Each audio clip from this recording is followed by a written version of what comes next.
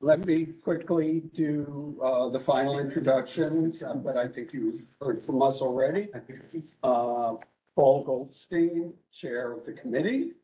This is the Waterfront Parks and Cultural Committee of Community Board 1. You're here for our July meeting. And this is Andrew Zelter. He's the co-chair of our committee. Oh, okay, we do have 4 items on our agenda, so let's get started so we could get through it.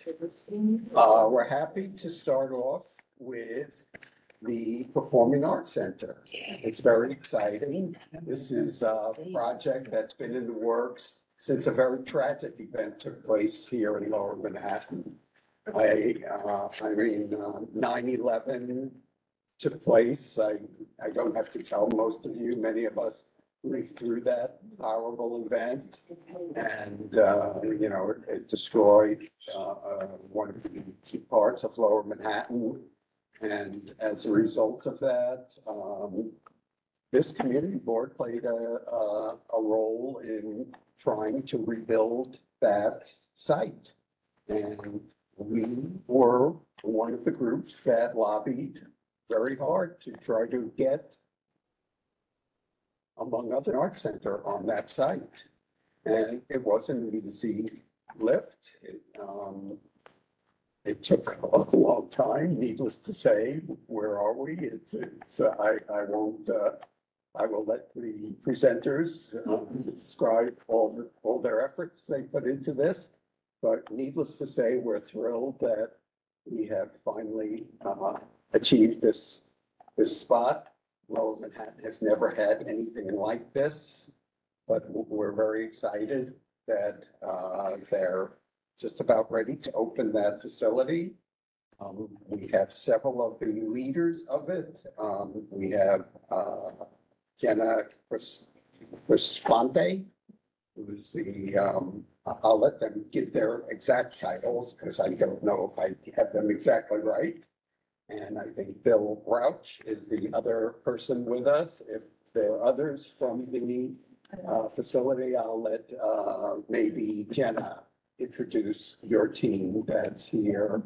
And I know you have a presentation to give us. Yes. So we're very excited to have you. Congratulations on everything you've done. And let me just give you the floor. And again, thank you for being with us tonight. Absolutely. Allow us to thank you, Paul, for extending such a warm invitation to us as an organization joining this July afternoon. Thank you, or just allow us to thank you for inviting us to share an update with the full committee. We're excited to open in September. So allow me also to present and introduce my esteemed colleague, Mr. Bill Rauch, who's the Artistic Director of the Performing Performing Arts Center. And on my left is Mr. Jim Connors, and he serves as Director of Operations at Performing Arts Center. And I've seen, I think, people in and out, all back and forth. I serve as Director of Civil Alliances, and I really help that answer and field questions from governmental agencies and community organizations. Bill. Jenna, yeah, I want to add to Jenna's remarks that we're just really honored to be here and to be able to share what we're up to with all of you. We actually brought a very brief video to share before we do some remarks. So if that's lined up, we can play it. It's our sizzle reel. There you go. This September, a brand new state-of-the-art performing arts center is in New York City. This is Perelman Performing Arts Center. The pact is going to allow artists to dream what we haven't dreamed before, and audiences to see what they haven't seen before. This is a real home for experimentation and for growth. It's a hybrid venue that will house hybrid things. The projects are so eclectic, but what they all have in common is our commitment to bringing people together at the World Trade Center. The building glows from within at night, so it is a true beacon of hope. This is a sacred site, and opening the space up not only to culture, but with culture has profound repercussions. As a new cultural institution here in New York City, we cannot wait to welcome you to the Perlman Performing Arts Center. Our stage is your stage. This is PAC NYC. A little out of sync, but you got the gist. So I want to speak, give you an overview about our mission, our services, our opening events, our inaugural season. And I'll try to move things through quickly, but I want to give you as much context as I can. Bill, would you like to come to the front so that? Yes, whatever is, you got. I'll mute tonight. Back to you. Our mission is to create connections, to reflect the dynamic energy of all 5 boroughs, and to contribute to civic healing. We're going to go about that by presenting and producing music, dance, theater, musical theater, chamber opera, and we're even going to share film as a home for the Tribeca Festival 2 weeks each year. Our public level will be free and open to the public from morning until late at night, 7 days a week, with our restaurant serving lunch and dinner, and we even hope to experiment with breakfast. As Jenna always says, and you're going to hear from Jenna in a few minutes, to enter PAC NYC, you don't need $1 and you don't need a friend. Everybody is welcome. All performances on our lobby stage will be free at various times throughout the day, including Saturday family programming. With our translucent marble, with sunlight lighting the marble inside during the day, and then as you saw in the video, glowing from within at night, the building is designed to be, as we said in the video, a true beacon of hope. We open to the public in September. On September 19th, we're going to have our first public program, which is a series of pay what you can concerts on the theme of refuge with musicians from all over the world. We're going to end the opening month of September with open houses, including one for the artistic community on Wednesday, September 27th, one for people who live and work in the neighborhood in the very late afternoon, early evening on Thursday, December 28th, and one for families from all 5 boroughs on Saturday, September 30th.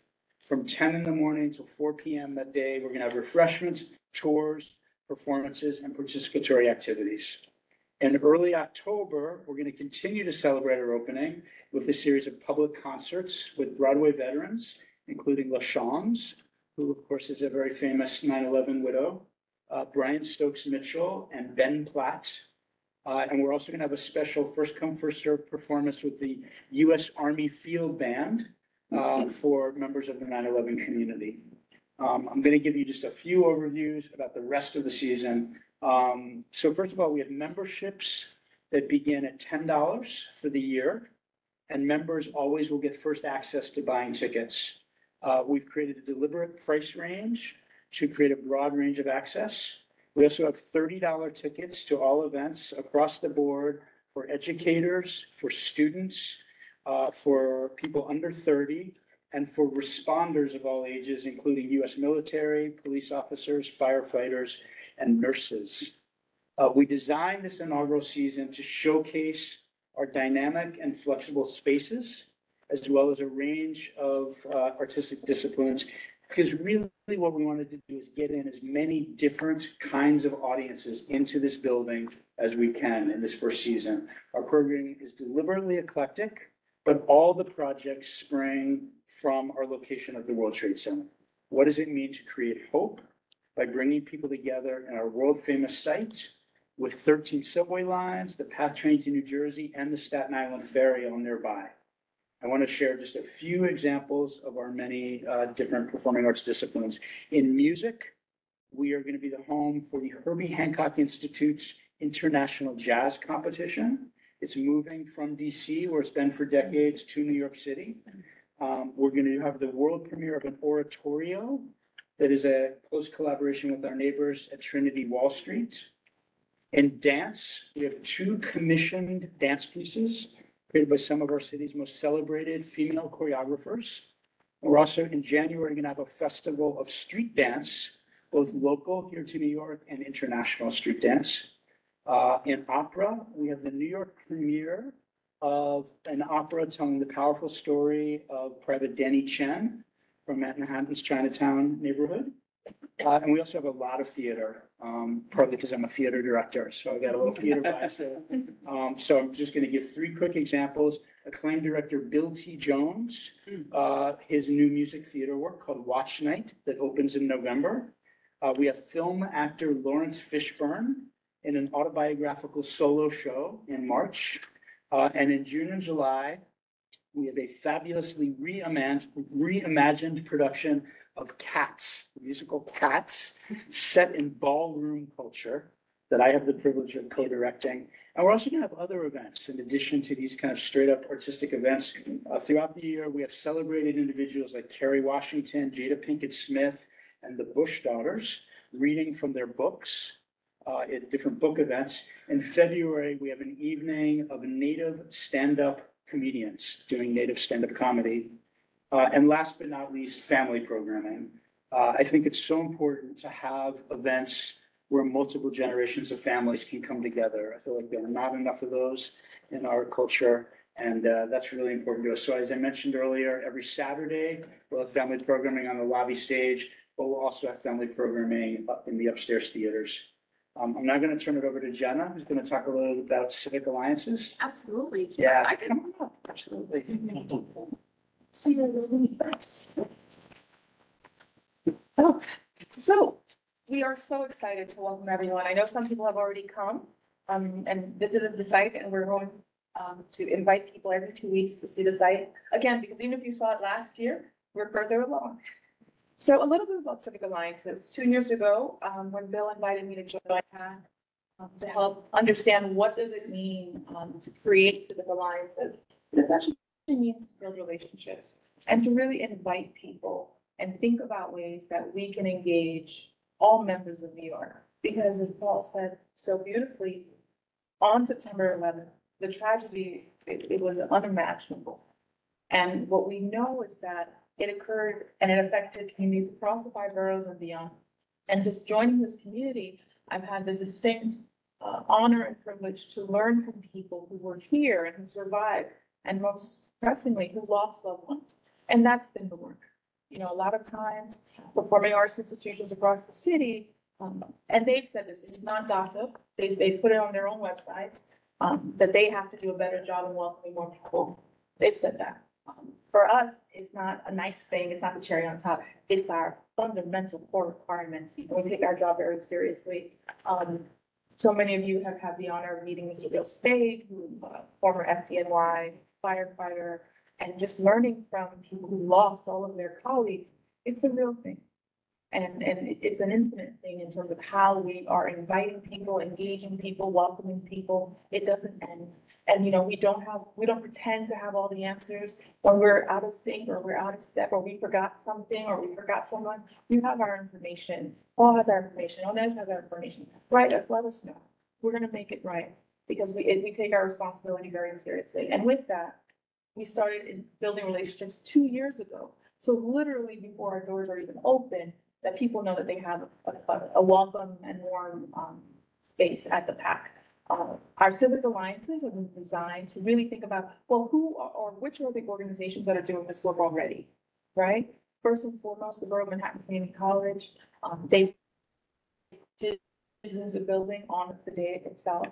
We've partnered with them as of 2 years ago to bring in members of the BMCC community, their theater department, their music department, and so many of their, their ASL department, to bring them in to have them join us.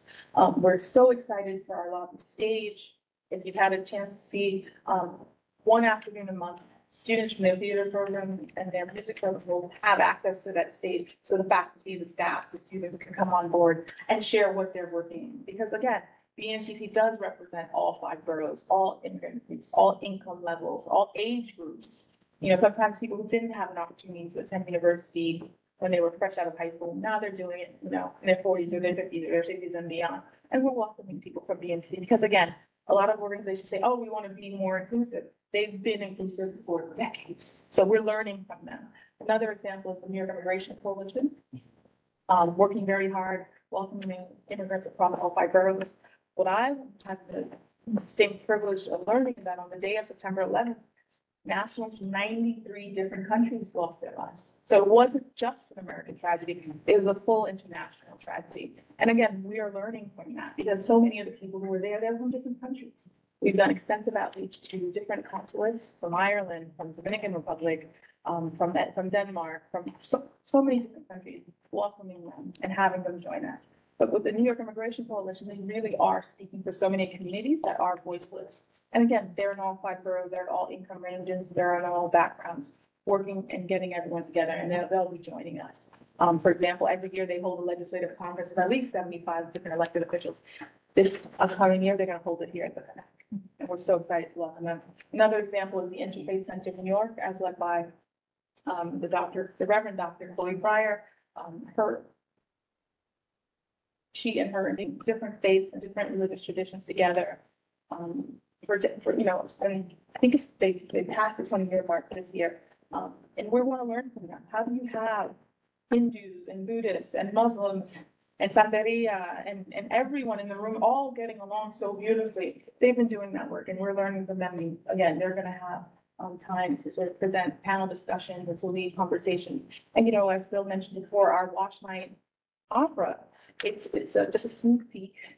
It's about a massacre. It's based on a massacre that took place at a synagogue and at a church. What happens afterwards? And we've been working with the Interfaith Center, and they've been the ones helping us find different leaders from different religious traditions and communities to bring them in to our community. So how do we work together and plan that? And then another example, something that we're also taking great steps is understanding where do we come from.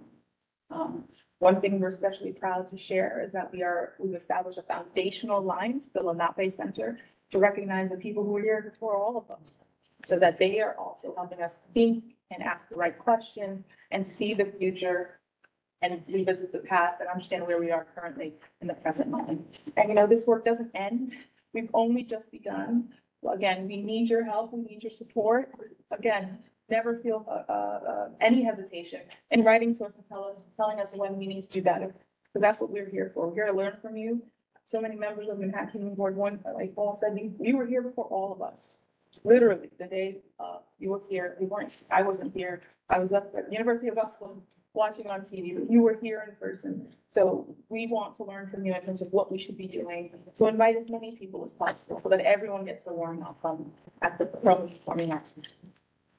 Our colleague Jim is with us, our Director of Operations, because we thought you might have some questions about operations in particular.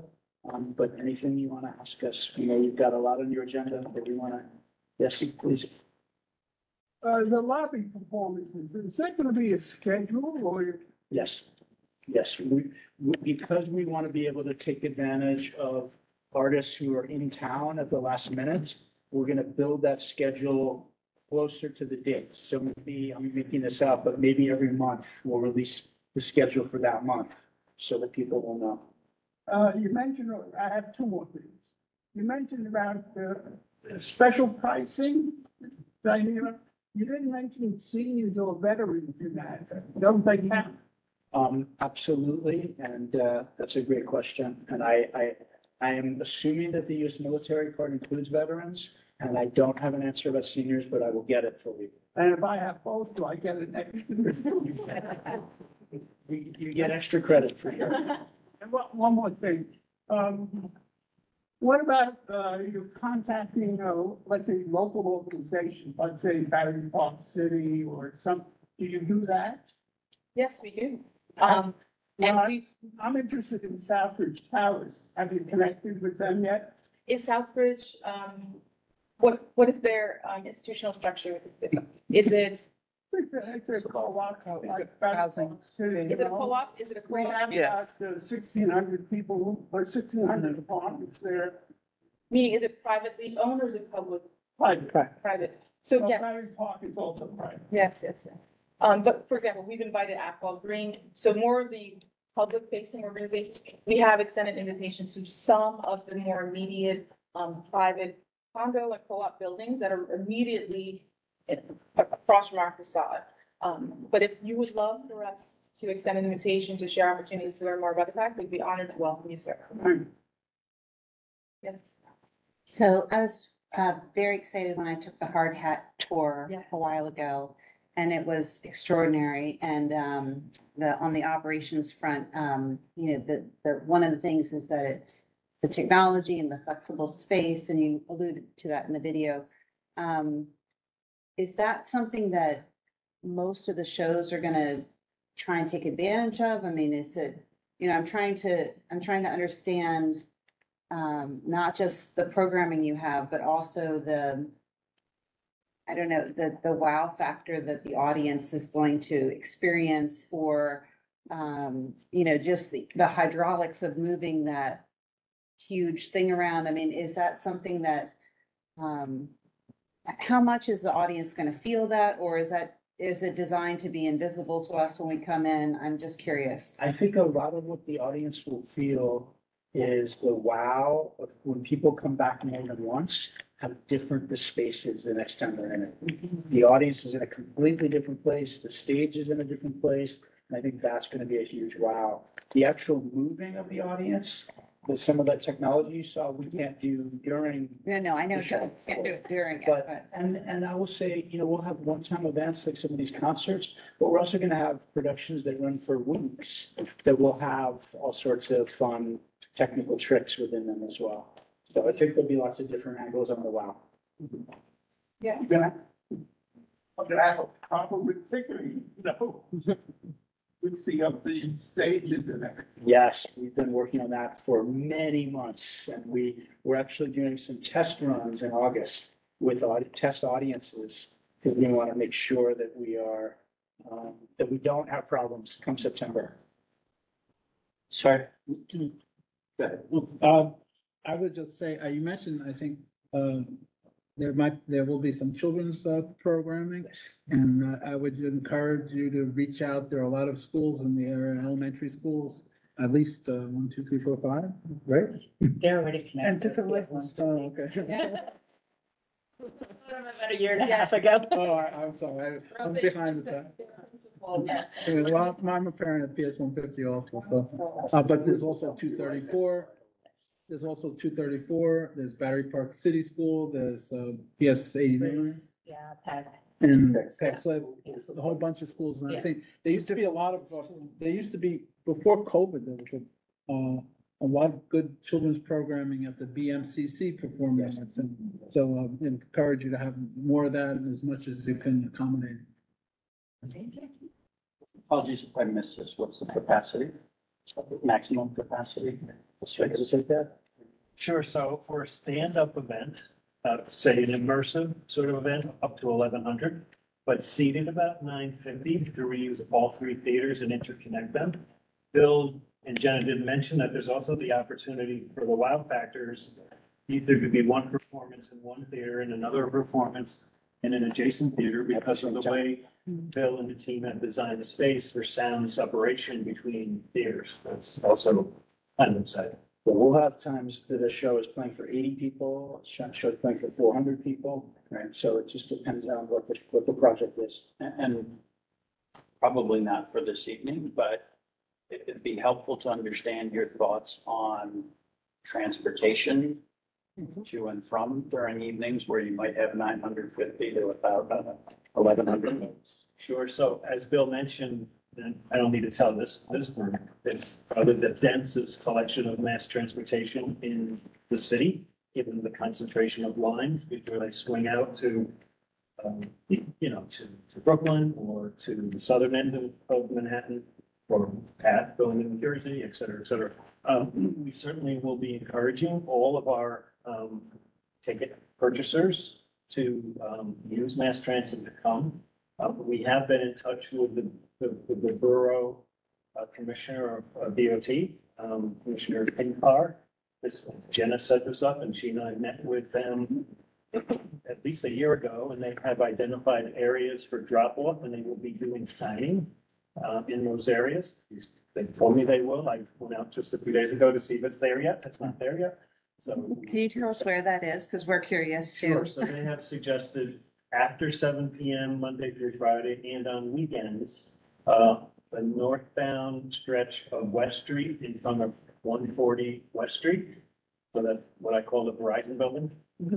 And on the north side of 7 World Trade Center on Barking Street, on the north side of that street. So I think that's in front of what I think is 101 Barking. Greenwich now. Yeah, so those 2 areas, it's a little bit of a pull in that area. I see, during the day, I see mail trucks there. Those are the 2 areas that designated, and of course, we're talking to the board about the ability for vehicles to come onto the site to drop people off.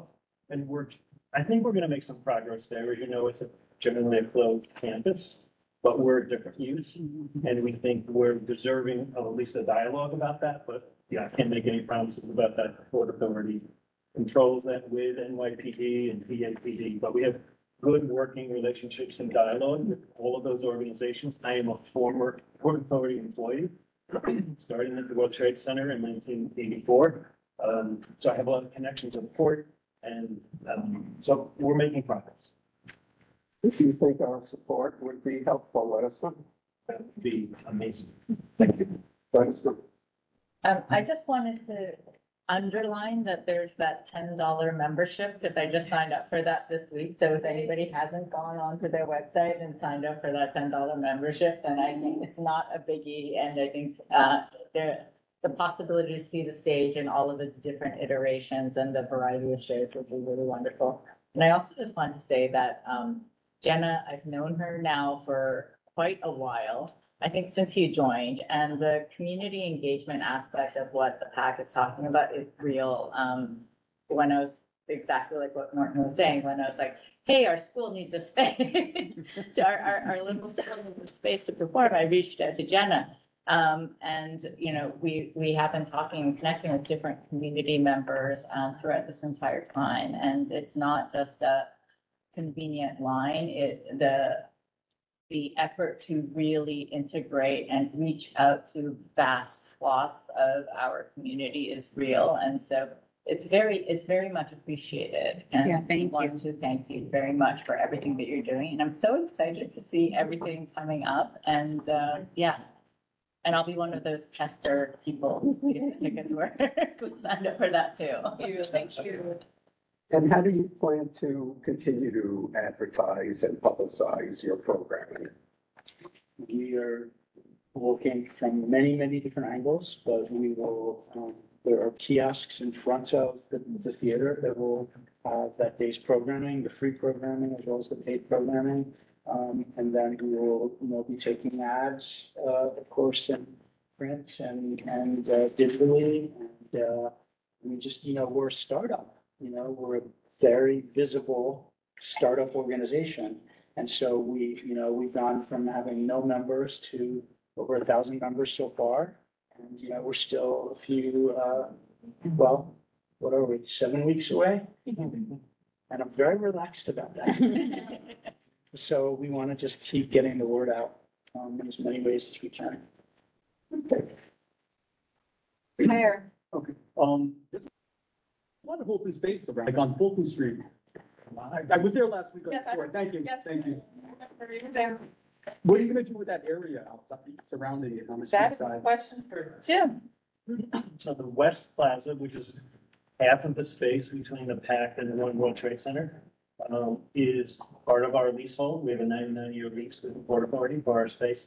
And it's a space that's open for the public to use. We probably won't do much programming out there out of respect for what's right across the street, which is 9/11 Memorial. We won't have commercial activity out there like outdoor stands and that sort of thing. So it's meant to be an open space. I think it'll be a common way for residents and the workday population and tourists to move from north to south and south to north between the two buildings, which have been closed for construction now for just, you know, for so long. So it's a fairly handsome space. There's a big long bench, so you actually could sit right in that area. Thank you. Okay. Great, this has been great. Okay, one more. Maybe someday you can host the community board's monthly meeting in one of your. We always love to go on field trips. Yeah. To explore our community. Seriously. Seriously, at the end of the month, the last Tuesday of the month, we're always looking for spaces. Well, at the 6 o'clock hour? Yeah. Yeah, we do look for spaces. Yeah. We'll look for it for about 4 hours. For 4 hours. Oh. How many? Sometimes longer. The board is 50, but it depends on. We get the public. Yeah. Right. And only, we try to. And if it's at that space, everybody. Angry people that show. But we don't allow angry people. Good. We could even be on the outside terrace in the back there, we can have an outside meeting, which we've had meetings in the boathouse by the river. We're very flexible. I'm very excited by this idea. We do move meetings around to different venues, and different cultural institutions have hosted us in the past. Thank you. Thank you. Thank you all. Well, thank you guys for coming, and lots of luck. Thank you. Okay, thank you. Coming.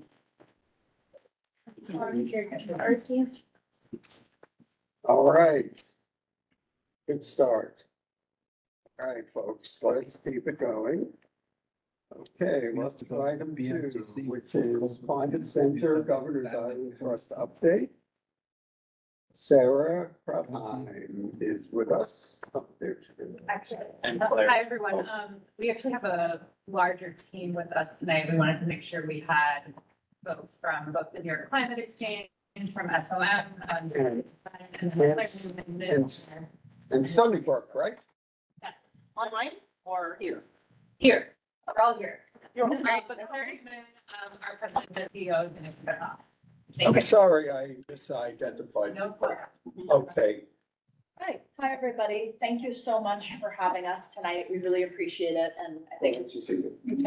I think like the last group, we are mostly here to say thank you for everything you've done in partnership with Governor's Island for really over 2 decades now. When you think back to when the island was first transferred from the federal government back to local control in 2003. And then more particularly, I've started in the last 4 years and very much appreciate everyone in this room's partnership around this latest project in particular. So you all are our first stop, obviously, since announcing the winner of this now 3-year-long competition process we've been hosting, which is to create on Governor's Island a Center for Climate Solutions. And many of you in this room, I think we were in this room for a leadership meeting 4 years ago, when we first started talking about this idea. Obviously, many meetings during the preceding rezoning process. And then most recently, I know many of you were able to attend in some capacity the feedback sessions we hosted. So we're here tonight to provide all of the details that we can about the selected program. And of course, answer all of your questions, because while we've had a very long journey to get to this point, in some respects, the Climate Exchange team is at the beginning of their implementation journey. And so hearing from you all now, your questions, your thoughts, your concerns, like much of the rest of the process is really meant to inform how we go forward. So if you want to go to the next slide. Again, I think this is the team slide, but it is really an evolution of what we've all been talking about together since we've launched the competition around the Center for Climate Solutions, which is we set out to accomplish 3 goals during this process. The first and foremost is to help New York City neighborhoods be ready for the climate change that is coming. And we mean that both in terms of adaptation and making sure that we have urban environments to what we know we already see happening with respect to the weather here in New York City, but also that we're showcasing not just the best present technology and sustainability, but thinking forward, how can we showcase how urban environments can evolve and grow to really embody on a construction side and on an operation side, not just carbon neutrality, but even carbon positivity. And the team's going to talk a lot more about their goals on that respect. The second is to grow well-paying green jobs here in New York City that are accessible. And this team, I think, really blew us away in terms of their ambition within this space, expecting to train approximately 6,000 New Yorkers for jobs in the climate space. And we're extraordinarily excited about that. And then third, and part of the reason that we've always believed that a project like this can be so much more on Governor's Island is really embracing and leaning into the fact that we are first and foremost a public space. And research like this and education like this is happening right now in campuses around the country, but oftentimes they're in the ivory tower or behind a fence. And this project, the paradigm is about engagement. It's about showcasing what we're learning there. And it's about being open book with respect to all of our visitors and all of our different partners. So you all have definitely heard me talk about this many times, but now to talk about the actual project, I'm going to turn it over to Kevin Reed, who's here from Stony Brook University, which is the university that is leading the climate exchange. And he's been working on this since we first launched the competition 3 years ago. Thank you, Kevin. Thanks, Claire. And thanks for having us today. So if you could go to the next slide. Just to kick off, first, I guess my name is Kevin Reed, as Claire mentioned. I'm a climate scientist at Stony Brook, as well as I work in the School for Marine and Atmospheric Sciences there. But over the last kind of 2+ years, I've had the great opportunity to work as part of our team to build the New York Climate Exchange, which I'm going to talk a little bit about now. So first, I'm sure everybody knows, about Stony Brook, but Stony Brook, of course, is part of one of the state's public SUNY system.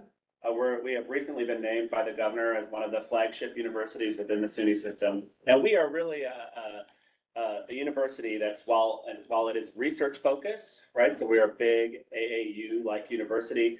We are really a university that's of New York and for New Yorkers. And actually, the majority of our students both come from Long Island and the 5 boroughs. And so we have a lot of connections already directly into the communities within the city. And what we knew when we were starting to think about this opportunity, as Claire mentioned, that came out of, over 2 years ago now, was that really in order to kind of really build a successful proposal, we needed to build a really cross-disciplinary team. And so this on both academia, and it focused on workforce development, but also community groups, as well as the direct connection that we would start to have with government in New York City through this process.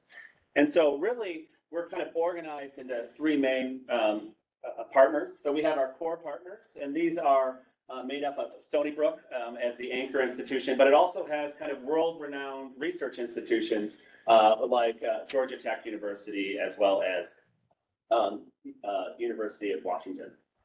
In addition, we have very close industry partners, of course, IBM, which is a well-known name in New York, but also incentivizing solutions. In addition, we of course are really proud to have, there could be no New York City proposal without the inclusion and the involvement of course, the CUNY system. And so we're very fortunate to have them as part of our partnership, and it's something that we really believe is going to help this really succeed. And I just mentioned these are broken into different partnerships, and I'll get a little bit in a second. It's just related to the level of which the different institutions are involved in the process of programming. And we can talk a little bit more about that. If you could go to the next slide. But the partnership is much broader, right, than just those academic and industry groups. That in order to really make the solutions that we strive to help lead, that we really need to have a collaboration amongst the industry and academic and government partners directly with those community and workforce partners. And so over the period of both the development of the proposal itself and now into thinking about some of the early programming, we have been very diligent in having those discussions and co-developing our programming and proposal and design, as we'll see in a few minutes, with input from those community partners. And I'm sure you recognize a lot of these names. Of course, many of them operate right around this area, but as well as throughout Manhattan and the 5 boroughs. And of course, we are particularly excited about some of our groups that are focused, of course, on environmental justice issues. So you'll notice that we have partnerships with groups like We Act and good old Lower East Side, but we also have partnerships with really kind of New York institutions like the American American Museum of Natural History that already does a lot of great programming on sustainability and environment, and we look to really bring some of that into the New York Climate Exchange. But we don't just stop with those groups. We do have direct interactions, of course, with groups like Solar One, which are focused a lot on workforce training, as well as some of the other workforce training groups. And so we, when we won, I'll just tell a slight story. It's when I was asked, why do you think your proposal won? And I really think it's because of this partnership that we created.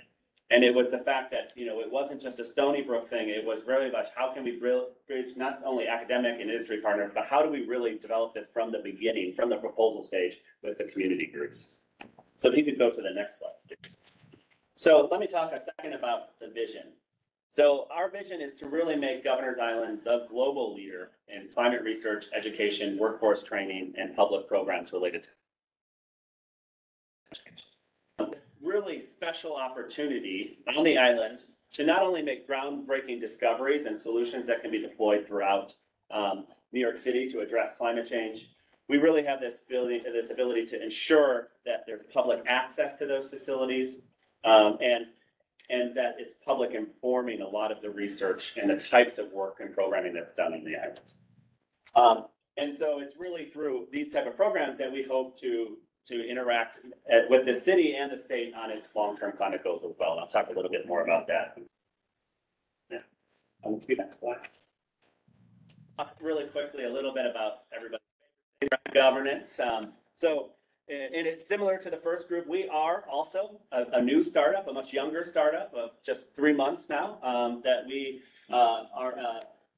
are a separate kind of 501c3 nonprofit group that has been formed just in April. The group, I should mention, has an operating board that's been working very quickly over the first few months of getting a lot of the important things out of the way to get the group started. And to really, the first, of course, was incorporation, but also to get a lot of the committees set up. The nonprofit is, of course, run by a board, and that board is chaired by the president of Stony Brook University, Mari McGinnis. But it's also vice chaired by one of our close partners down at Georgia Tech, and their vice president for research, Chowki Abdullah. You could go to the next slide. So let's talk a little bit about programming. So really, at the core, the New York Climate Exchange will be a center for not only learning, but also exploration as well as inclusivity. And so a lot of the programs are being developed in mind with a focus on how do we build opportunities for hands-on learning and project-based educational opportunities for K through 12 students all throughout the 5 boroughs. This includes, for example, partnerships directly with institutions right on the island, such of course as the Harbor School, which is a group that we've also included in our process from the get-go. And we've actually, a lot of our ideas for programming that we can start off really early on are coming in part through our collaboration with the Harbor School. But in addition, we're focused on research opportunities, right? So we want to go all the way from ideation and what are the needs of communities in New York, all the way through trying to scale those up and demonstrate those solutions right on the island. And so we are looking to really start research activities as soon as possible, but these will be competitive, awarded funding opportunities to the different partners as well as partners outside of our current partnership. A lot of this will be focused, of course, on the all the way downstream, which is building these solutions into opportunities to commercialize or at least broaden them for broader use outside of New York City. A lot of focus is, of course, on amplifying existing workforce training programs of our partners in a way in which we can provide both space for those type of convening and educational opportunities, but also the expertise and the partnership to maybe develop new programs, especially as New York especially as a city, right, needs to meet a lot of its climate goals and the changing regulations that are coming with that. In addition, there'll be spaces for public engagement. There'll be a theater that'll be available for different types of the arts, as well as stuff related to climate change and convening and bringing experts to the island. To just give you a quick sense of the scope, once the New York Climate Exchange is fully operational, we intend to serve about 500 post-secondary students a year. And you could imagine that throughout throughout the year, there'll be thousands K through 12 students that'll interact with the island, as well as thousands, as Claire mentioned, 6,000 workforce trainees annually. It's worth mentioning that some of those students will live on the island as part of a semester abroad while they're focused on their education, and they'll be learning experiences about how to not only contribute to the sustainability of the island, but how do they translate that back to their own campuses and their own disciplines. So we could go to the next slide. And so really what we're building is a living laboratory. And so the opportunity is that our students and researchers are not only going to gain hands-on experience while they're there, but we're going to use that experience to inform the programming and actually the aspects of sustainability that happen both at the laboratory and on the island. And we'll hear a little bit more in a few minutes, but it'll be entirely carbon neutral. It'll focus on meeting the Living Buildings Challenge certified, which is a really all-encompassing building that's going to be a really great example for New York City and really beyond, that this can be done in urban environments. We're going to power a lot of the facility through rooftop solar panels, as you'll see in some of the visuals as we get going here in a second with Colin, as well as it's going to kind of serve as this nexus where we can really not only learn from the building itself, learn from the experience of building the building, but also use that information to then develop and share those ideas more broadly outside of just Governor's Island. And so next slide. So just this is the fun one, right? So the construction budget. So just to give a little bit of update on that. So to build the new buildings and renovate the existing buildings, which you'll be hearing about in a few minutes, is estimated to take about $700 million. We're fortunate that $100 million of this has come through city capital funding, which was part of the full RFP process that Claire mentioned. And we've secured so far an additional $150 million through two different philanthropic gifts, particularly through the Simons Foundation, as well as the Bloomberg Philanthropies, and that it's really the New York Climate Exchange's sole responsibility to fundraise and develop the remaining capital. Some of the highlights on the size of the project, that we will be roughly around 400,000 square feet. That's about 50-50 between new build and existing renovations. And so it's about 170,000 square feet of existing reservations of the historic buildings on the north part of the island, and then the construction of a new 230,000 square foot building on the south side of the island. And really, in addition to the square footage, I want to mention of the buildings themselves, that there'll actually be about 4.5 acres of new open space that will be now available in and around the buildings once they're fully developed. And I'll finish before I turn it over to Colin, which is just a quick update on the timeline for development. So we are currently in the pre-development agreement, which we're doing a lot of our detailed design. We plan to have a groundbreaking in 2025. And then a ribbon cutting ceremony in which we hope that all of you can come attend in 2028 once the center is fully open and operational.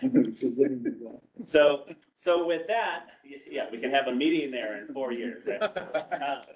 I'll turn it over to Colin, who's going to walk through a lot of the design, and he'll get to. I had text on my slides. He gets to wow you with awesome pictures. Thank you. I'm Colin Coop, and I'm an architect with SOM.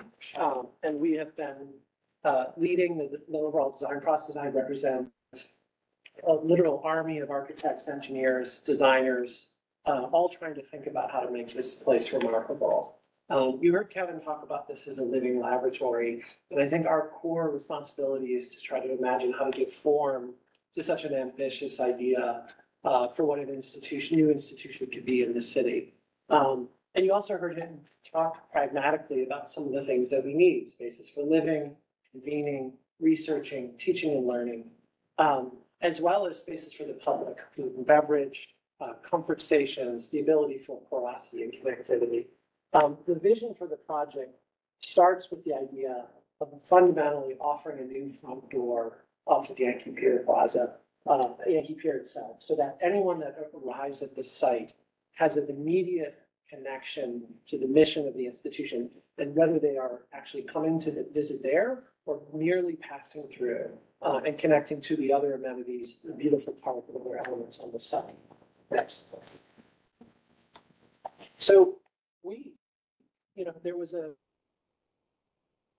process that culminated in this design. And I want to say up front that there was an earlier scheme that was presented actually for public comment that was a bit more straight edged, had a sort of two building composition of a long, low bar building and a taller tower. And that project and the feedback that you gave all of us sent us back to find something different, a different expression of the values of the project. And really what we heard was something uniquely tailored to the identity of the island, particularly the southern half, with the contemporary park and its beautiful, herbaceous, sinuous landscape. And so we did go back with fresh eyes and develop a singular curvilinear building, which was built off of a basic open space strategy, which said that when you arrive, there are sort of three key points. There are two arrival points. One is the Liggett Archway, this iconic moment where you literally transition from the past to the future, right? And you go from the northern half of the historically preserved island into the center. The other is Yankee Pier, which you arrive at by a ferry, you move through. And there is a destination. We can say it's the Oval, but it really is, let's say, the center of the park. And those three sort of key points creates the opportunity to extend the network of pathways into our portion and create 4.5 acres of new space. I'll talk about that in a second, but do it in such a way where it's entirely public, entirely accessible, and creates this experience that everyone has, whether you're a student, a visitor, a public member, a faculty. Next. And the building it's multiple buildings. It's 2 new buildings, as well as 3 buildings that will be renovated for use. We'll talk about that in a second. But the 2 new buildings take on the actual form of the island and its park itself through this heroic photovoltaic energy canopy, which rises, curls up over one of the buildings, twists and bends at Yankee Pier Plaza, rises up again, and then drop down into adjacent Division Road development. It's kind of single gesture that's all encompassing of the entire building. And critically, it creates the energy necessary for this building to be net zero. So you can see that form then in the plan. You see Yankee Pier Plaza. And what that also does is it makes these kind of niches and elbow spaces, this sort of interesting porosity. And what it does is it frames a series of public spaces that everyone has access to. So along the Buttermilk Channel, a new form of edge to the island, a restoration project to restore the natural habitat that should be there, but instead there's just an engineered sort of riprap stone wall. That's the one here. In between the 2 buildings, there's the climate walk where you're actually sort of pulled through the center of the 2 buildings. You're exposed to the research that's taking place. You're offered amenities that would be appealing to you, but also a new direct connection into the park itself that doesn't exist today.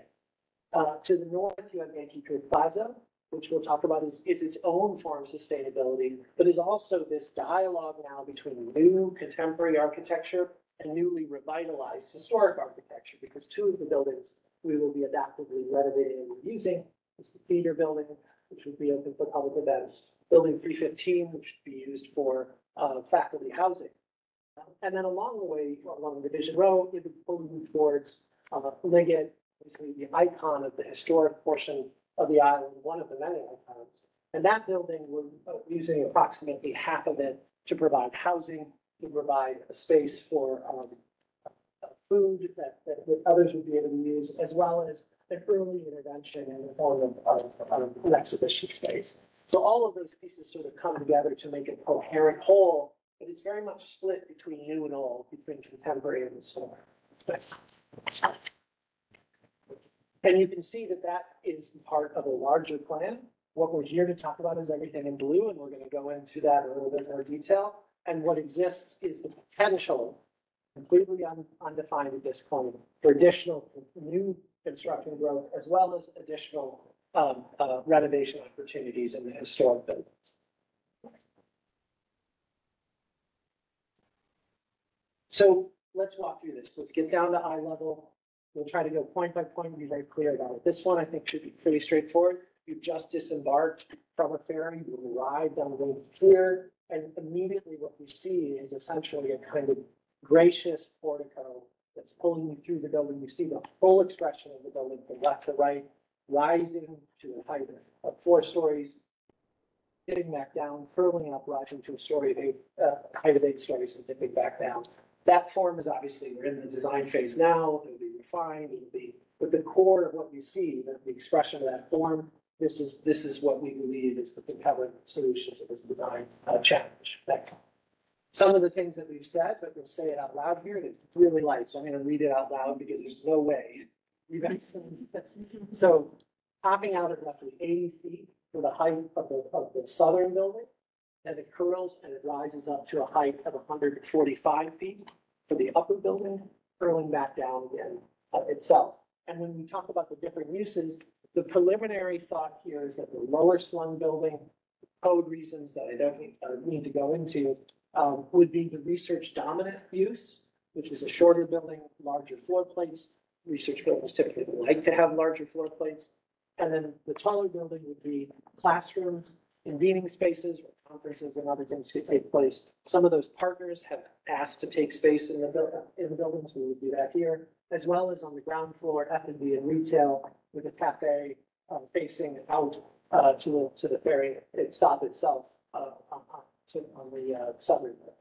I haven't talked about it yet, but one of the core things we're trying to do here is show the actual ingredients of a post-carbon future, right? How can buildings, which have a tremendous amount of carbon, not only in their emissions, but in their creation, can we show a roadmap to the entire city of how you can build more sustainably? So you've taken note, I'm sure, of the photovoltaics, but obviously there is the mass timber as a core component of this project.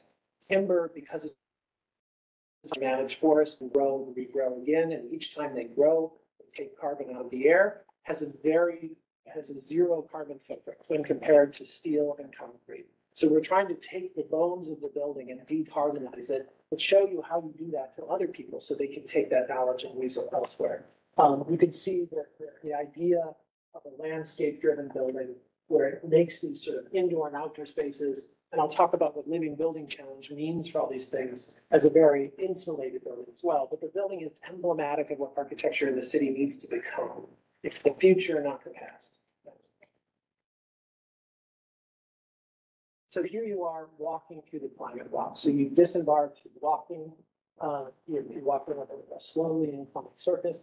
And the vision here is that some of those research spaces, you can really put it open. They need these, some of them are like garage-like spaces where on the weekends or at specific times as a part of curricula, this building can really open up, and the science that's being researched is something that is transparent and understandable to all of you, so that the education imperative of the exchange is not just for the students who are there, but it is for the public to visit as well. And then along that way, other spaces that would be appealing. So like we talked about, comfort station, bathroom, F&B, the rights, cafe to really bring something interesting and new. We're not here to repeat or make redundant other things that the trust is doing on the island. We're trying to bring here and elevate and offer new experiences. That space you can see now, you're on the water's edge. I'll talk about this space in just a second, but also the ability to create things that are useful for people who are queuing. If you've been to Governor's Island, there's long lines to get on and off of these ferries. Can we do that in a shaded location? Can we do that in a location where you have a sit step, which could also function as an outdoor classroom at certain times of the day? Can you do it in a way that feels like it's something that people want to make use of? We want to draw people to this building. We want to welcome them with open arms, and the architecture wants to communicate that. Next. And now we'll talk about some of the open spaces. So here we are, this is Buttermilk Channel. You can see the 20th century version of what a waterfront should be. It's this working waterfront, it's gritty, it's industrial. And you can see the 21st century waterfront in New York City to be, it needs to be porous. It needs to be designed for more than one species, Homo sapiens. It needs to be designed to attract those kinds of things. It needs to be resilient. So we're digging this out to allow for a floodable tidal landscape that will also help us address climate change and stormwater events. And it's also a place where research from inside the building will spill out, and those researchers will be able to take advantage of all that. And again, all of this is public. This is the Esplanade pulling its way through and connecting people to those different aspects of the design, and creating real opportunities, again, for people to understand and learn in a dynamic sense. All right, we're gonna get technical for a second. Again, these numbers, even those in the back aren't being able to read it, but you can see the colors. This is your, the lowest line here is your mean water elevation. That's what it is today. The next line up is where the actual Esplanade is today. So let's say it's about 7 feet above the water on average. The flood maps, the base flood elevation, which is the key thing to understand here, is it's 4 feet higher than that. It's this next line. From there, we need to build up what is our base floor elevation for this building, so it's never in the flood. Not here, not 100 years from now. Well, the way you do that is you do something called an additional 2 feet in what's called freeboard, as well as an additional 3 feet. And all of these are the calculations based on FEMA and the data that we're using for climate science that take you up to the ground floor being set at elevation 18. Now, is that high? Is that low? The center of the island and much of the park is much higher than that. Hammock Valley is up to elevation 24, for example. So if you may not feel it, the island may feel very flat to you, but in reality, it already rises up, from elevation 9 up to elevation 24 and back again. These are soft, nearly invisible elevations. We're building on that. We have very soft, invisible elevations as you walk up towards that elevation 18, and we're doing that. And also our tidal landscape allows us to dig out that soil, push it over without, and being able to try to get close to balance and those things. So the beauty of that equation is you're making something that's attractive for all those ecosystems that need it, but you're also protecting the building and the public spaces around it from those future flood events. Next. And so if we go back to that long walk up the center, what's called a 5% slope is when it needs to become handicap accessible. We're lower than that. It's so soft and gracious that it's just a softly inclined surface. And that's what those spaces create for us. And that's where you see the digging out here that allowed us to establish the ground floor at elevation 18. Here, you're on the building. We're on one of the outdoor terraces that we're looking at here. And the goal here, again, is to provoke a productive and interesting dialogue between new and old. So what you see is, as the building reaches its highest point, it's pulling a significant distance away from the historic district.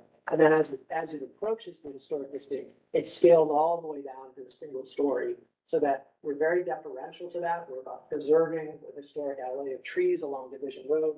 And then you create a large plaza here where much of the queuing and other things that need to take place in the future can happen. Interestingly, underneath all this,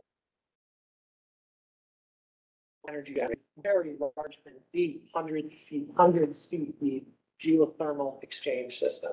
And what that's going to allow us to do is tap in to the consistent temperature of water down there and do heat exchange. And that loop will power the entirety of these buildings, both new and old, and that will be something that we will be showing off to the community. There are some ground level heat pumps and water systems that we're very much interested in putting on display to people so that you can walk up and actually understand on a mechanical level how these buildings work.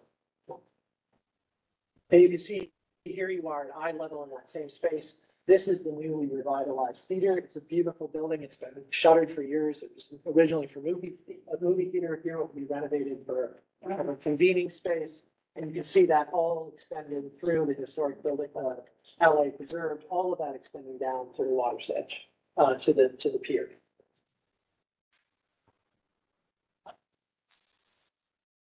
So let's talk a little bit about the other half, the equally important other half. What's the best thing to do if you're concerned about carbon? It's to try to reuse old things, right? So we started by putting as much into these old buildings as we can. Now they have constraints, they're low ceilings, they're thin slabs. What they want to be used for is the things they used to be used for. So a theater wants to be a theater, and a residential building wants to be a residential building, and that's what we're using them for. So we're going to be using essentially the eastern half of Liggett And it's going to be a preservation project. This is within a historic district that has that oversight of LPC, where our goal here is not to radically remake these buildings. It is actually to restore them to their former glory and really invite people into a ground floor that's activated with exhibition and other elements, and preserve those upper floors for student and faculty life, for beautiful spaces that they can use when they're living in these places. And there's a courtyard that's existing today, where students would have outdoor spaces that would overlook that. This would be entirely public. The opportunity for students to have pop-up things that are exhibiting that, perhaps urban farming, other elements like that. But really what we're here to do is try to restore this building's former use in a new way. Now, the commitments we're trying to make. 100% of energy met with on-site renewables. This is an incredibly ambitious idea for a 400,000 square foot set of buildings. It will be the most ambitious mass timber project in the city. We are at the limits or even potentially beyond what the code allows you to do. And we'll be working very carefully with the fire department and DOB to make sure that that building, they can understand the science behind it and how it works. Net zero, I'll come back to this in a second. Net zero water. So if, not having water being pushed out into the sewer and sanitary system, we're finding a way to recycle that. So that's gray water and black water systems, that all of those things can be reused. Living building challenge. LEED, you may know of WELL, you may know of all these different accreditation systems. For a designer, let's say in the whole pile of all those potential accreditations you could go after, the most difficult and the most ambitious by far is Living Building Challenge. Living Building Challenge is completely focused on, you have to be net zero. You have to be net zero, nearly net zero waste. You have to be net zero water.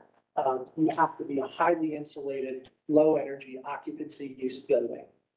They also you have to be a building which is done in engagement with the community. There is an incredibly difficult thing to do. And at 400,000 square feet, we're struggling to find any example of that being done at that scale. So that's the goal we're setting for ourselves. We want this building to be a beacon of what's possible, that what's ambitious today in just a few years becomes the norm. We think it's really critically important that we strive for those things. Thanks. And I think that's, that's back to Kevin. All right, that's me. Thank you. So just to finish up, we just wanted to highlight a couple of kind of reiterate a couple of the topics that we just discussed in the two presentations. So first, right, it's really, our partnerships are really what got us to this point, and that's actually what we're really hoping to build on here in the coming years, both on the design, as Colin just talked about, but also as we get started on some of the programming that we want to do in advance of having the beautiful physical space that Colin just walked through. Just to reiterate, right, so there'll be nearly 4.5 acres of open space that'll be added to the already existing open space on the island. One additional aspect is that that we will be using the local labor and prevailing wage on this project, and all future projects for the space, and we are going to be working both with the city and the state to really help in meeting the goals that have been set out by both, of course, the Climate Leadership and Community Protection Act, as well as Plan NYC. So with that, I think we've talked at you for a while now, so I think it's a good time to turn it over and open it up for questions. Yeah, first question. I have a couple. Is this what we're gonna see when you're finished? When you're finished here, doing all your work. In other words, if I come back in 5 years, that's what I'll see. Yes. I think the simple answer is yes, as we imagine. Times, time, but basically this is. Will there be any restrictions? I mean, there's a lot of open space. Will the public be able to walk through everywhere or? Yes. Maybe I have that one. I'm sorry? Sorry. Much of the new open space that's being created as part of this plan. Well, it is open now. Well, correct, yes. So there is going to be additional open space added to areas that are currently fenced off. And then in addition, I think I didn't come out for our Governor's Island, some of the beautiful buildings that we all love, are going to be activated for the first time in 20 years. So we're really excited about that. But all the outdoor space is public. Okay, thank you. And also, will it be, if I go there, will I be able to see what you're doing? I don't mean walking into your building and stuff, but you'll have a presentation spot where we, where all the money's going. I love answering questions, I'm sorry. There's two important elements to that. First of all, and this was something we got a lot of positive feedback about in the review sessions, is this idea that the whole ground along that new pathway leading from Yankee Pier to the park, research is going to be happening. It's going to be totally transparent. And in fact, the doors are going to open up. So on the weekends, like, you'll be able to go in and learn about the full wind turbine thing. That's an example. And then second is the programming element. So the theater that's going to be adaptively reviewed is just going to be a place where we can have public forums, talks, that people are invited to, cultural programming. And I don't think we talked that much about it, but actually there's a really cool element of the design in the new academic building. On the ground floor, there's an auditorium that also opens up. So there's going to be a lot of spaces integrated on the ground floor that are specifically for public programming.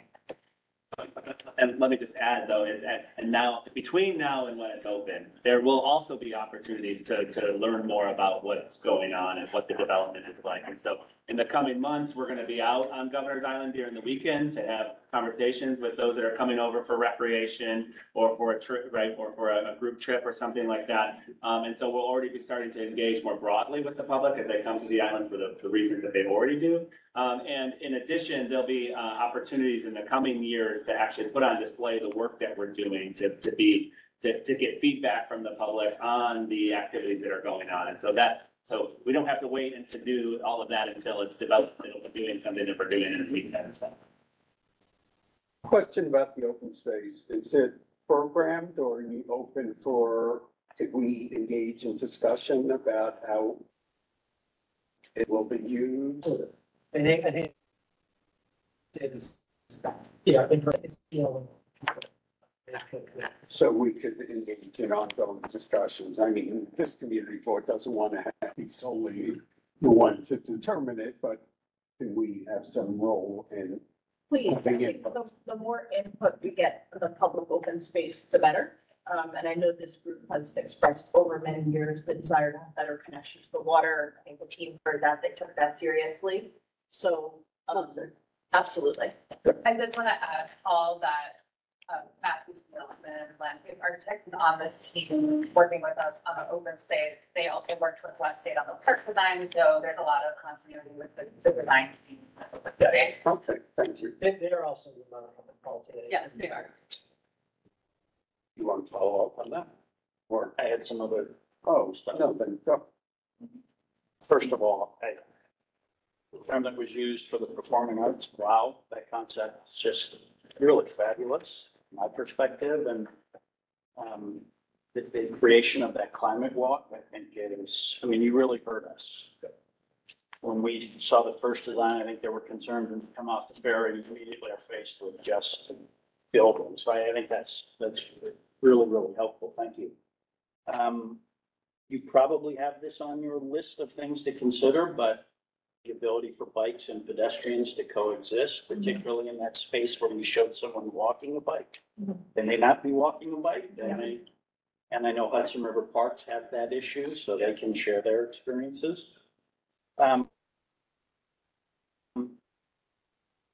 Three very quick questions. 30-year history with ISTEC.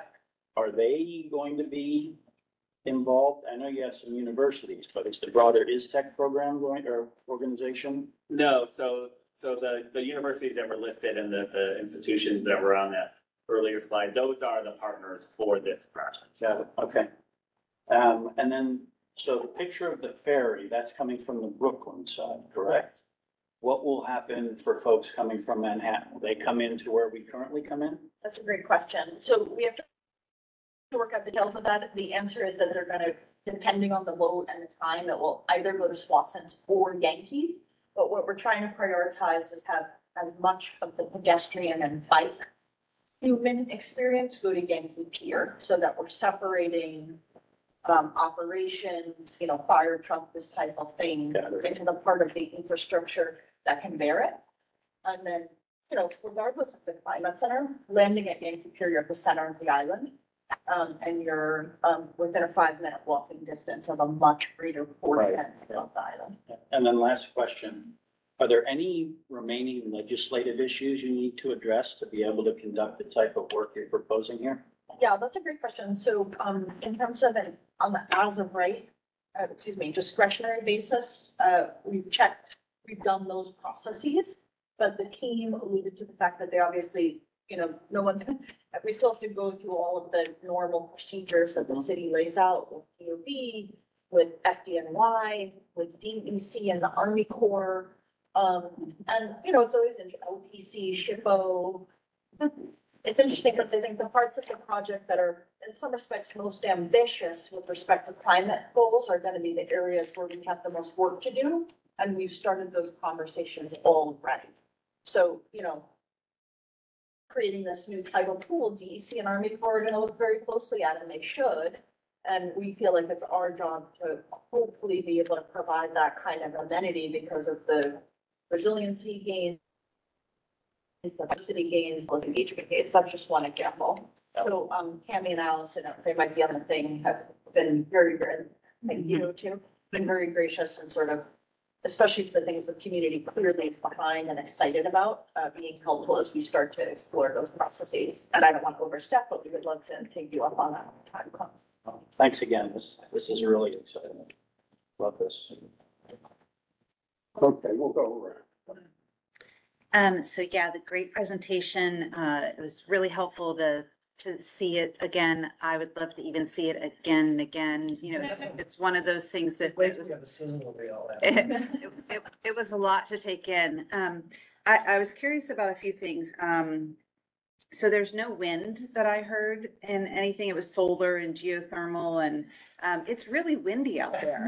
And I was just curious why wind is kind of off your list, or maybe it's definitely not off. The simple answer is, as windy as New York sometimes feel, when you work on a base in core engineering, wind tends not to pencil out in New York. So now, every site has its own microclimate, and we're definitely going to look more carefully at the microclimate of the work harbor and the opportunities there.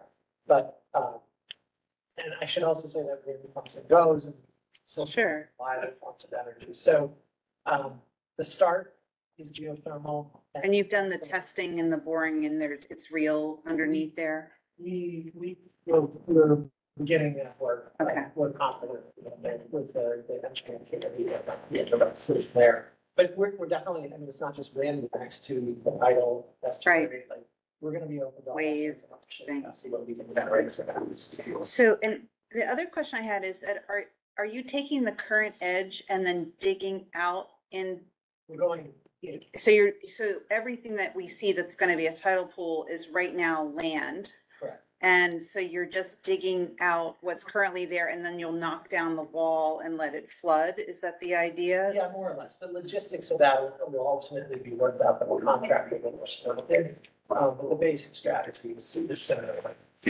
And you've, you know, it's not equivalent, of course, but I know that under Pier 26, there was so much ambition to put the grass and underneath the pier, and it's really sad. It didn't really, you know, the water's too high and the tides are too quick, and, you know, a lot of other things. So, you know, maybe this is different because it is built in, and there's, you know, but I don't know how much or how little, where you go for that sort of research, but, you know, everyone wants that to be successful. Yeah. And I think we wanted Pier 26 to be successful too, and it hasn't been. So, I mean, it's not that you don't know that. I just want to put that out there, because anything you build, you know, there's no guarantees when you build something, but we want it to be, and the thought process, as we all know, I like that you talked about putting it at the 18 elevation, because as you know, we're essentially, the thought process is that the edge of Lower Manhattan needs to be raised 8 to 10 feet.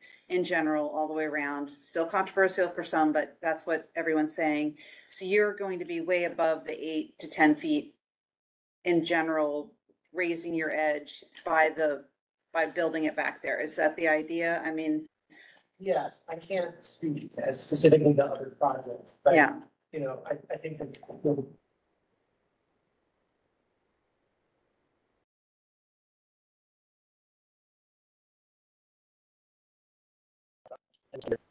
so, you know, that's when you come from the flood map sets it at 13, the ground that's there today is lower. Yes. Right, right. I know. I just, all the science seems to be like more conservative than reality. And we all read that and we all see that. And I just am like, if you're still just an idea, err on the side of higher than lower, but you know, that's obviously your thing. And the other thing I wanted to do is, I love the idea that you're going to use the timber, but I'm curious about like, where does the timber come from?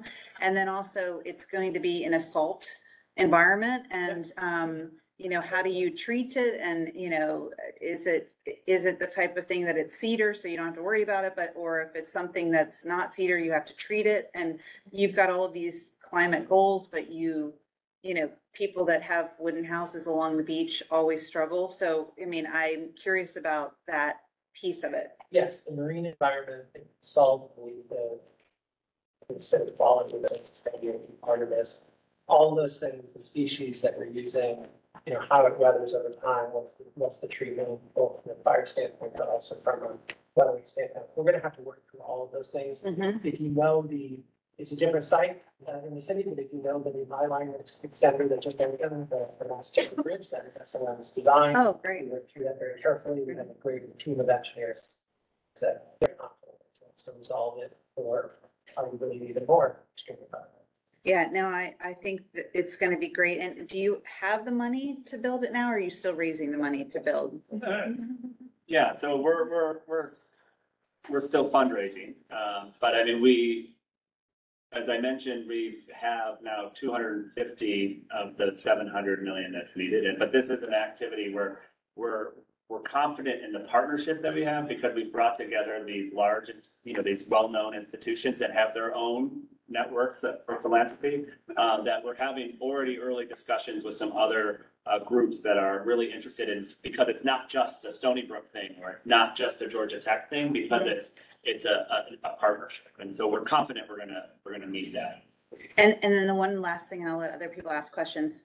All of this material is going to have to come in and out of ferries. And as we talked offline before, you know, we want electric ferries, and we've talked about, you know, it's the chicken and the egg in terms of the ferry infrastructure versus the, you know, it's a tricky thing. So you have to be able to service old legacy ferries and new electric ferries.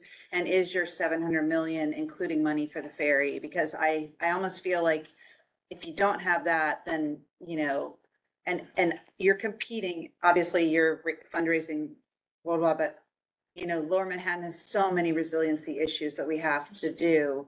And, you know, I mean, we have the FIDI Seaport plan that doesn't have the money to be built right now. And we have, you know, I mean, I know they're different pots of money and they're, you know, not related, but for the community, you know, the community wants electric ferries first before we want a research institution. I'm just going to say that, you know, so I'm going to say that.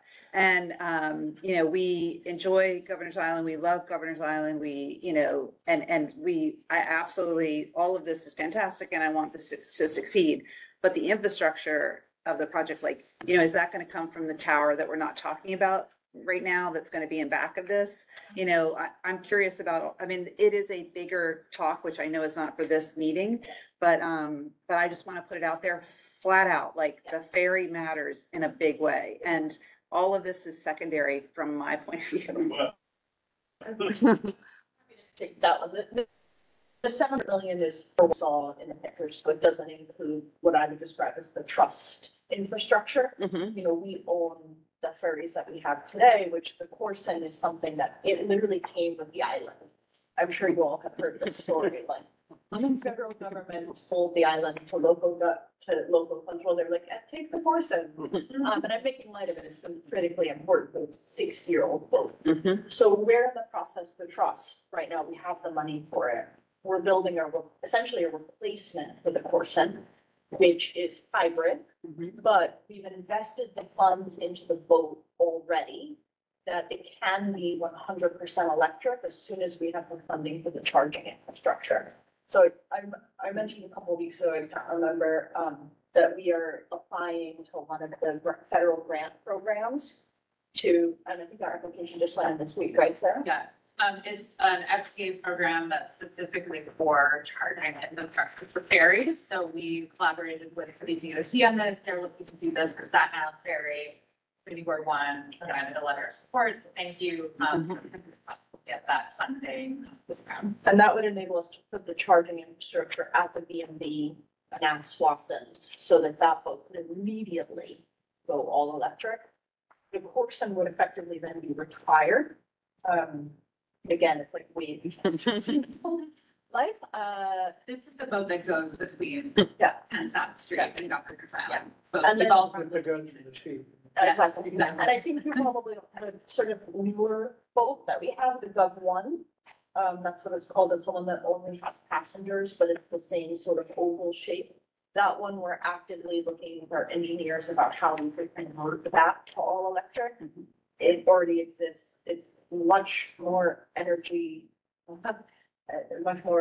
efficient than the Corson, but it's not yet electric. And so that would be a retrofit project in the future. But we share that goal. I mean, we want to practice what we're preaching around this, and we're doing everything we can as we do each new project.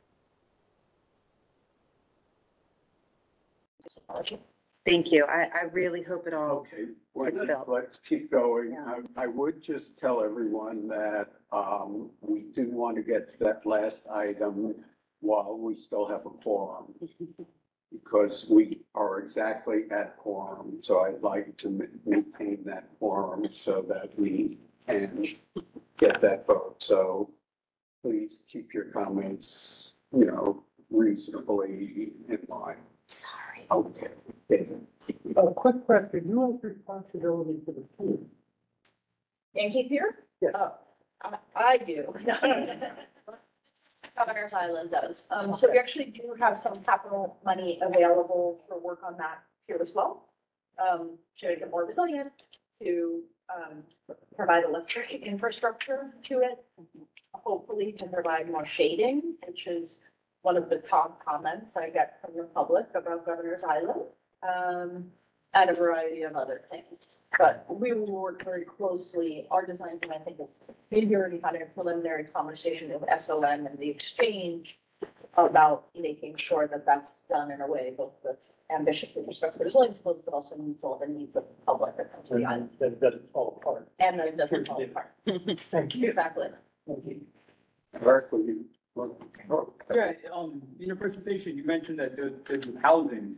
How many people are expected to live there? And then I recall there's an agreement that permanent housing cannot be built on Governor's Island. Yeah.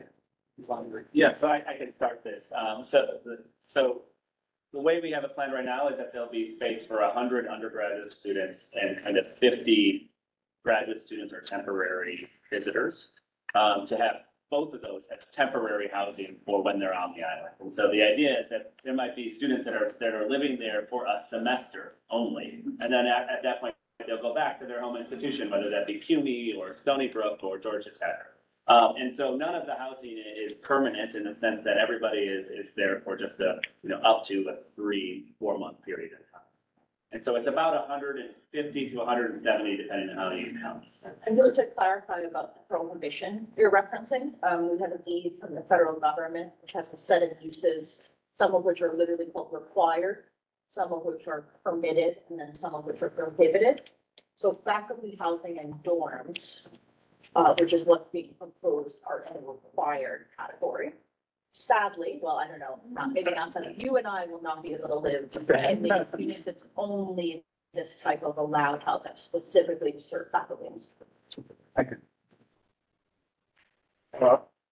Identify yourself, sorry. Yes, hi, I'm Roger Manning from the Metro Coalition Advocate public group that communicates with trust. We had been starting about twice during that period and compliments on a lot of the process. Seems like, yeah, you've been listening. And the original plan was terrifying. This plan much more quick. Yeah, and full disclosure, Magic and a number of other entities are in support against the trust Cambridge City to overturn the 2021 zoning, which is not actually, wouldn't stop.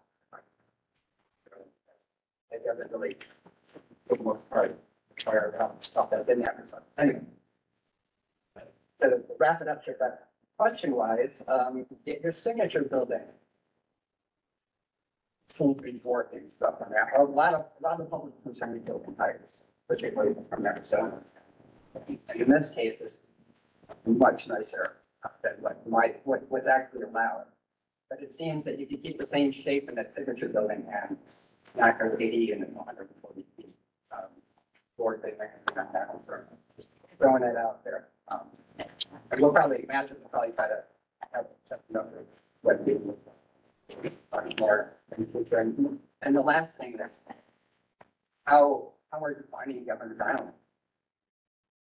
So Sarah mentioned there's a deed, which is a pretty awesome deed and at the time, very nicely, but it seems like dealing with this sort of project and beyond it, that we're finding Governor's Island is sort of a research center where it actually it's a lot for a lot of people. And I think there's definitely room for United and people, we love the language people from. There's definitely room for finance.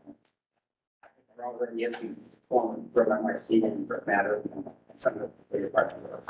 But hopefully we're not finding the island as a research now, but we're trying. Can I just say, designer, and I worked on all sorts of projects, not even in the industry. And it's easy to use the word campus, but we are not doing that at all. So these are exciting goals. Into the dynamic public realm and adding something to it, fundamental. But trying to preserve what makes it special.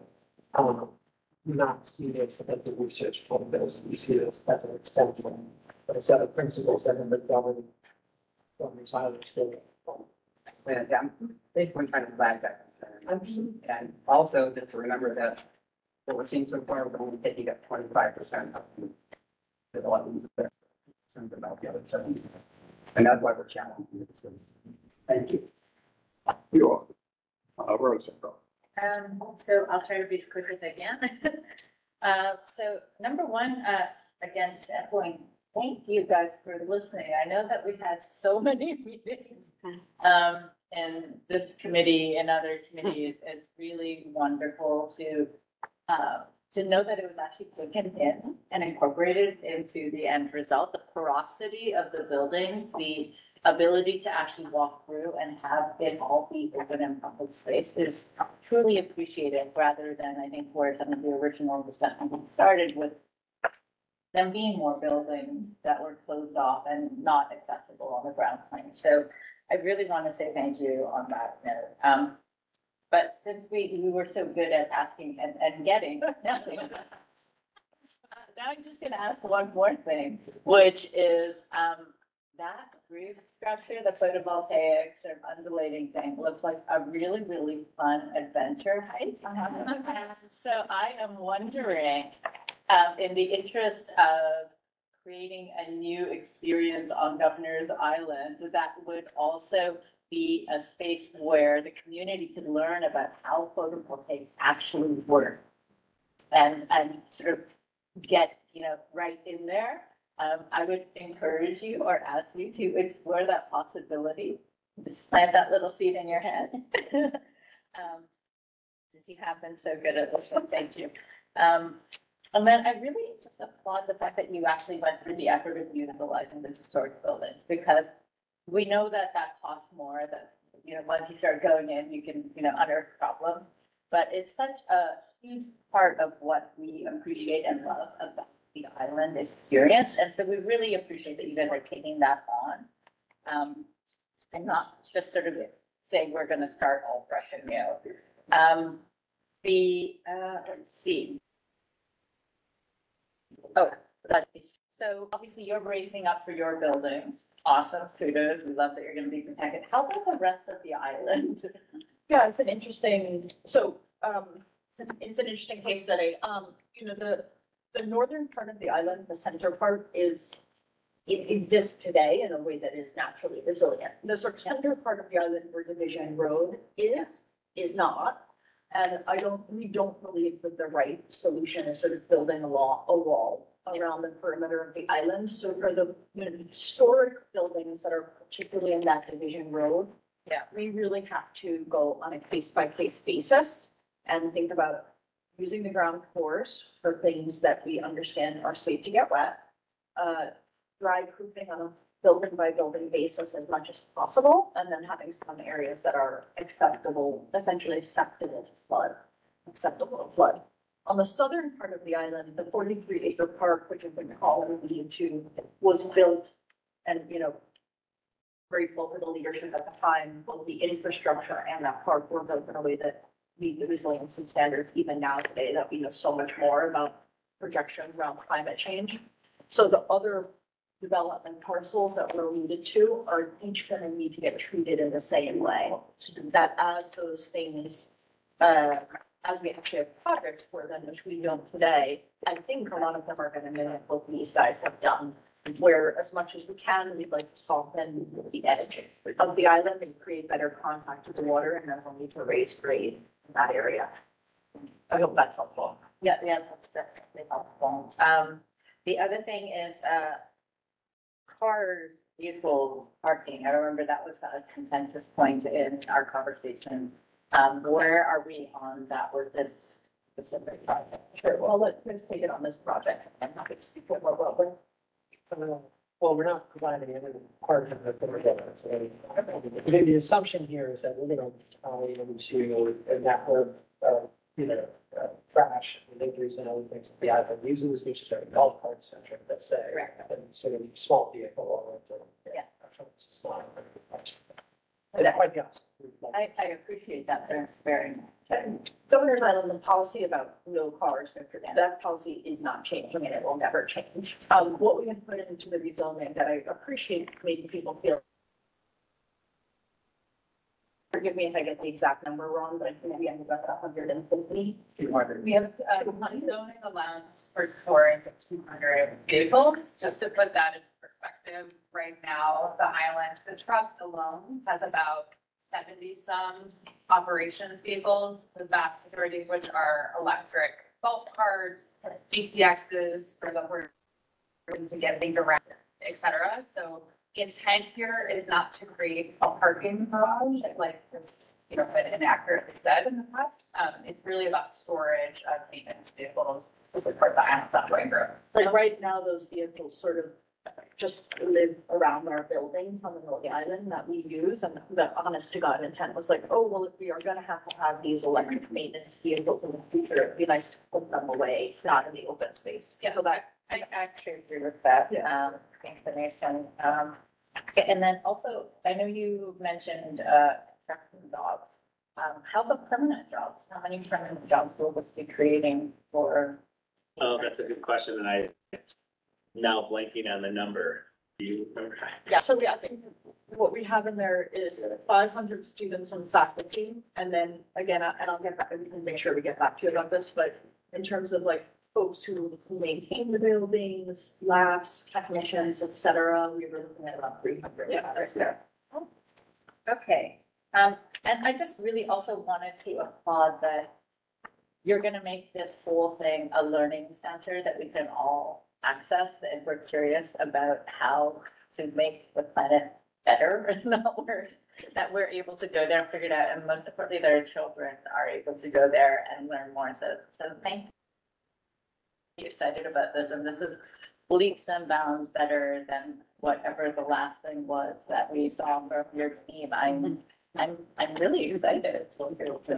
just really quickly related to that is that even the development and the building of this is a learning experience that we don't want to just go through it ourselves and then, put it into the vault. It's going to be an experience. We're going to talk about the things that we're doing, and we're also going to talk about the things that we tried that didn't work. Yeah.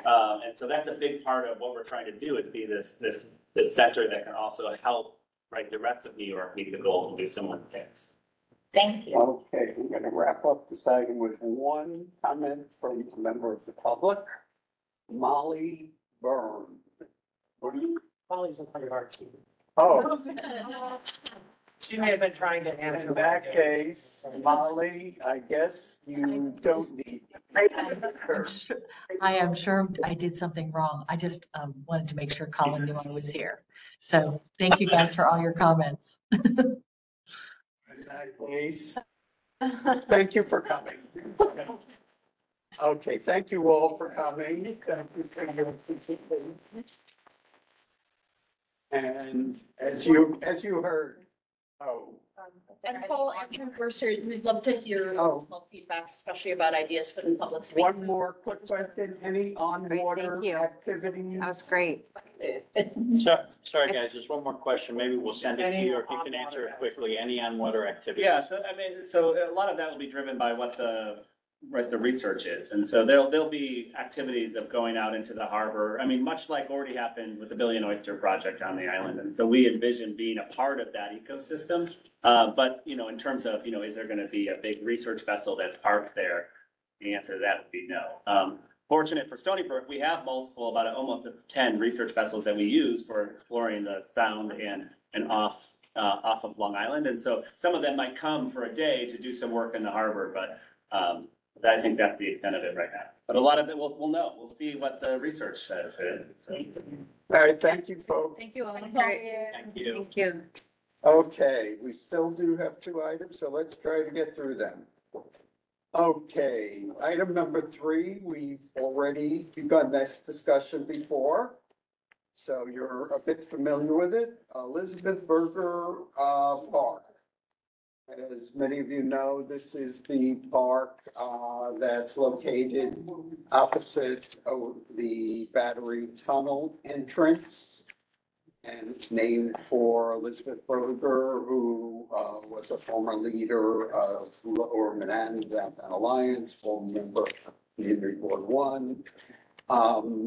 So there have been ideas about putting in new artwork there, and this community board suggested some changes be made to that artwork. So let's let the Parks Department tell us where they are on that work. So who's going to, okay. First, thank you all for having us here. It's awesome. Actually, this is like my first in-person community board meeting in 2.5 years, so I'm very excited. I'm Jennifer Lantis. I'm the Deputy Director of Art and Antiquity at the Parks Department. So we care for all the permanent artworks on park property, their commissioning, as well as temporary artwork throughout the park system. As noted, we're returning today to kind of give updates on a permanent artwork that is proposed for Elizabeth Berger Plaza. I'm not sure, I don't want to, reiterate too much and take up too much time. I understand it's late, but just for a brief reminder of kind of how this came to be. And for anyone who didn't get the chance to participate in the first meeting, it was around 2015 that the Washington Street Historical Society approached parks with an interest in highlighting the community of Little Syria, which is a historic community in Lower Manhattan. At that time, what is now Elizabeth Berger Plaza was a series of really unpleasant traffic triangles. And with the knowledge that this capital project is coming down the line, there was the expressed interest of incorporating, whether it was an artwork or design elements into that space.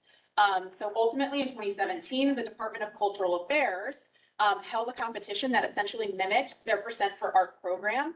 But I should note that this is a privately funded project. This is not city funded. Through a partnership with Parks, Department of Cultural Affairs, the Mayor's Office of Community Affairs, Washington Street, Community Board 1, as well as additional arts professionals and historians, the artist Sarah Ouahadu was selected as the artist to create a permanent work for this site. Ideally, the park design and the artwork design would have worked in tandem. Unfortunately, that didn't happen because of a series of delays, the biggest being COVID.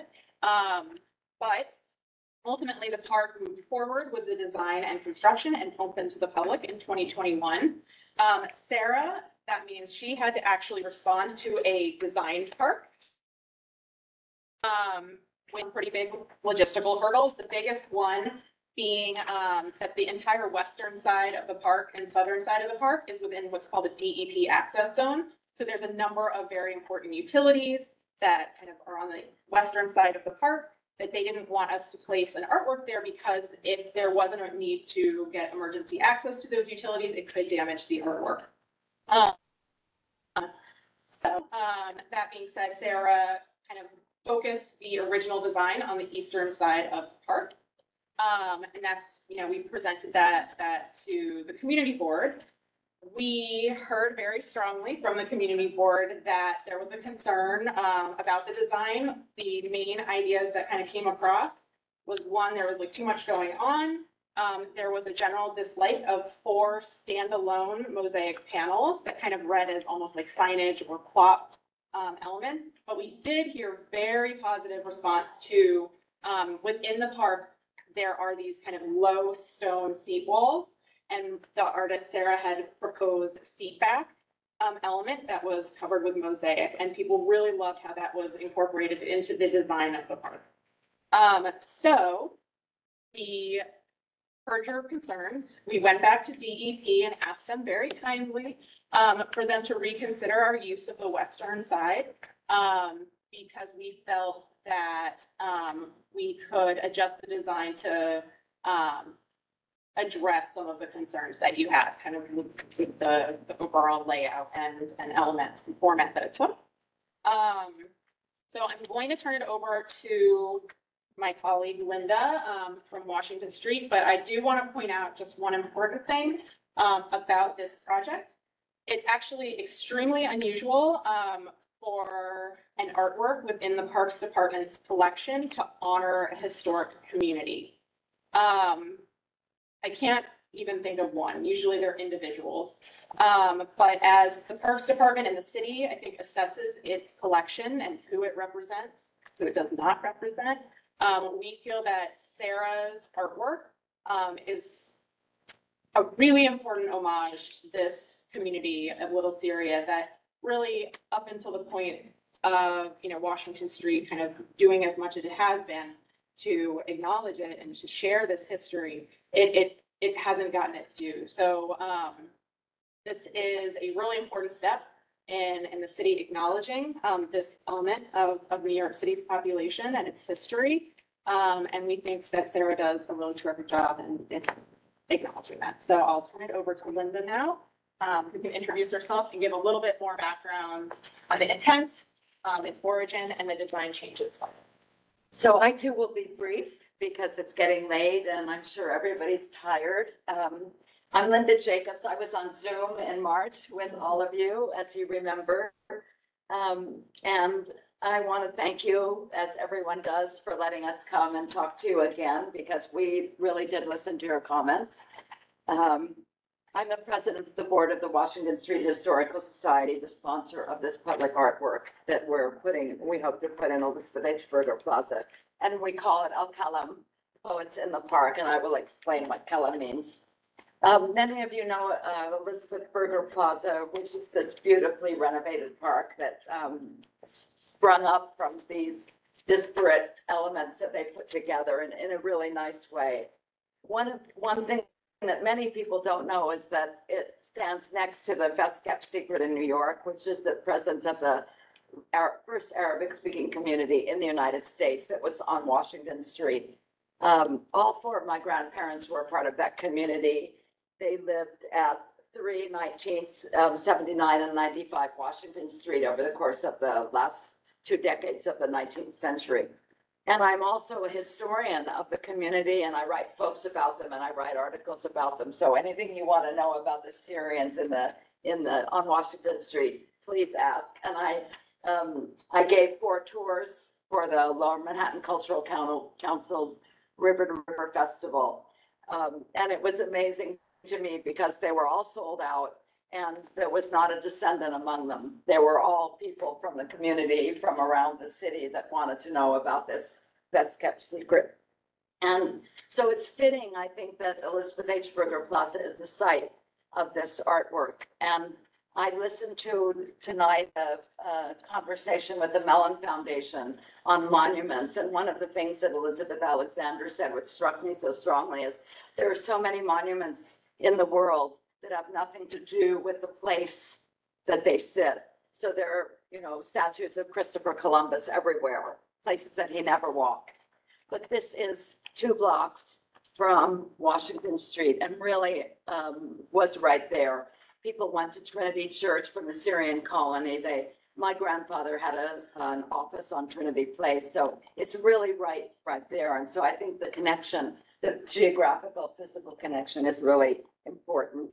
As you probably know, Washington Street Historical Society was founded in 2013 by Todd Fine, carried through the pandemic by Bob Mady, who's a descendant of one of the poets. And as Jennifer talked about, we had this competition in 2013 led by the city and by Washington Street to find an artist for the park, and Sarah was chosen. I should probably tell you the move. I'm sorry. Yeah, let's move to we have a lot of pictures of the park, but I'm sure that you all know it really well. Let's keep going to yeah. So this is the location. You all know where Elizabeth H. Berger Plaza is. And it's this beautiful oval with these 2 planting beds. So yeah, you can keep going because I want this to be quite brief. So we have this beautiful park, 2 blocks of Washington Street going. And this is the central mound that someone said, I think George Velanakis said was a miniature version of Mount Lebanon, which I'm not sure that you can get that from the picture, but that I think is what he had in mind. And the plantings are meant to be New York equivalents of Mediterranean plants, whatever that might mean. So yeah, go ahead. And so this is the east side of the park with one of these seating walls as it sits now, and same one. And yeah, keep going. Keep going. And this is a schematic drawing, and then we'll show you the seat back of the redesigned plan. I think you'll remember that we had these panels in the east side of the park, and we've eliminated those completely.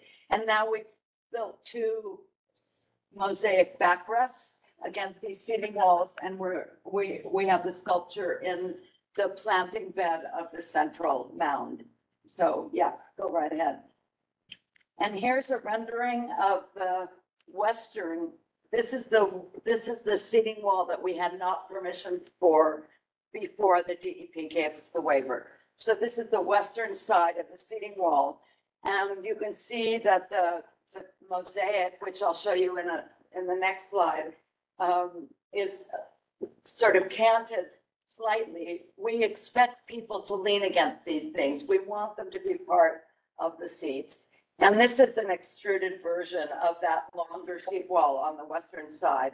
And you can see what Sarah has done. She's done a really beautiful job, I think, of varying the scale of the letters. And everyone knows, I think, that Arabic is written right to left and read right to left. So it starts over here and goes in that direction. And in the 2 seat walls, she's been able to fit we've chosen 9 writers and poets, and she's been able to fit excerpts from all of the 9 on these 2 seating walls, which we're thrilled about. The writers came mainly from the Penn Bond, which was founded in 1916 in the Syrian community and reconstituted in 1920 after the First World War. And it included people like Khalil Gibran, whom everyone has heard of. He wrote The Prophet. A man named Amir Rahani, who wrote the first book in English by an Arab American called The Book of Khalid. Ilya Abu Madi, who was a very famous poet. He's the most well-known of the poets in the Arab world, and several other people. And we've chosen 6 people from the Pen Bond to be represented. And then the 3 others were not in the Pen Bond, but we feel that they were important parts of the literary community. 2 women and a man named Abbas Abu Shakra. So this is the long panel. Seat back on the western side. Go right ahead. And these are the dimensions. It's the, let's see, I have it written down somewhere.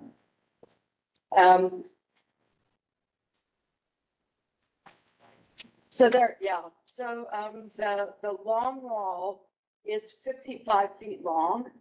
The seat back is 55 feet long, but because it curves, it's a little bit shorter from end to end. And the shorter wall is 40 feet long. It's 21 inches above the seat, the top of the seat, which makes the height of those 1 foot 9 inches above the ground. So it's really quite low. And then the seat backs are slightly tilted so that people can read them from the walkway. But again, there are going to be people sitting on these walls and they're going to obscure parts of the quotations, which is fine with us because we want them to be used. So, and this is the wall, actually the seat back wall that you saw the last time. This is on the east side of the park, and this is Trinity Place on the right. And this is a rendering of it, and you can see that it curves in the opposite direction. You know, one is concave and one is convex. And we like the symmetry and the balance between the 2 sides of the park, which we didn't have before because we were confined to the east. So now we have one on each side, which we're really happy about. And there's an extruded version of this one as well.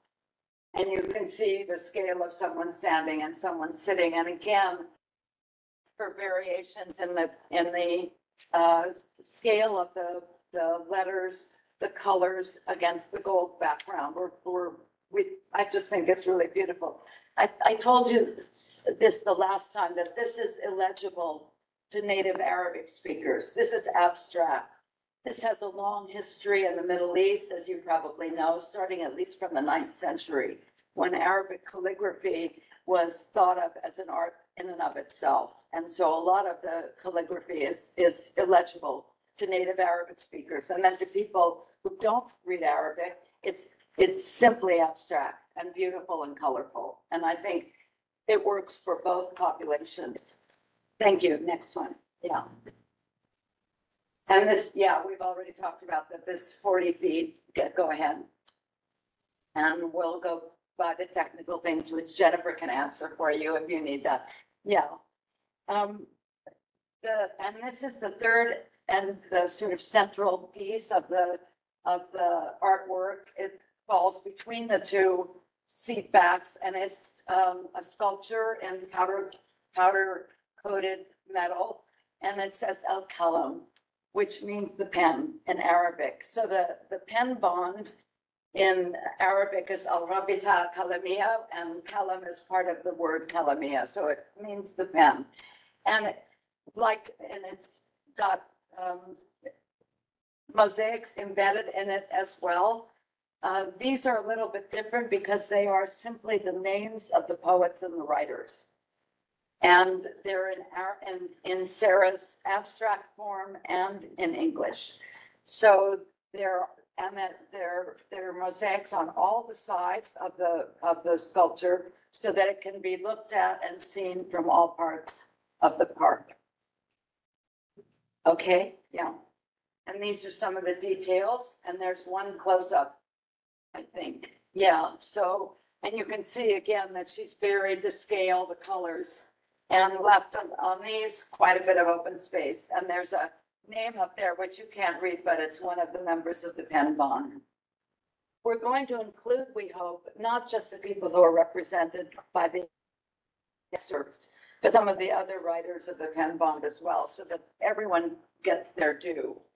And these are the dimensions for the sculpture. It's 18 feet long, and the tallest element is 7 feet, 3 inches tall, which are the 3 vertical elements, which is the aleph, the lamb, and the second lamb. Okay. And again, technical details. And these are some of the details of what the mosaics will look like. They're going to be made in Italy and shipped to the United States, okay? And we're going to have signage in the park. So the left-hand panel is a sort of small history of the Syrian colony on Washington Street. The middle panel is a schematic of the park and a translation of Sarah's abstract alphabet into standard Arabic. And the third panel are translations of all the excerpts in Arabic and in English.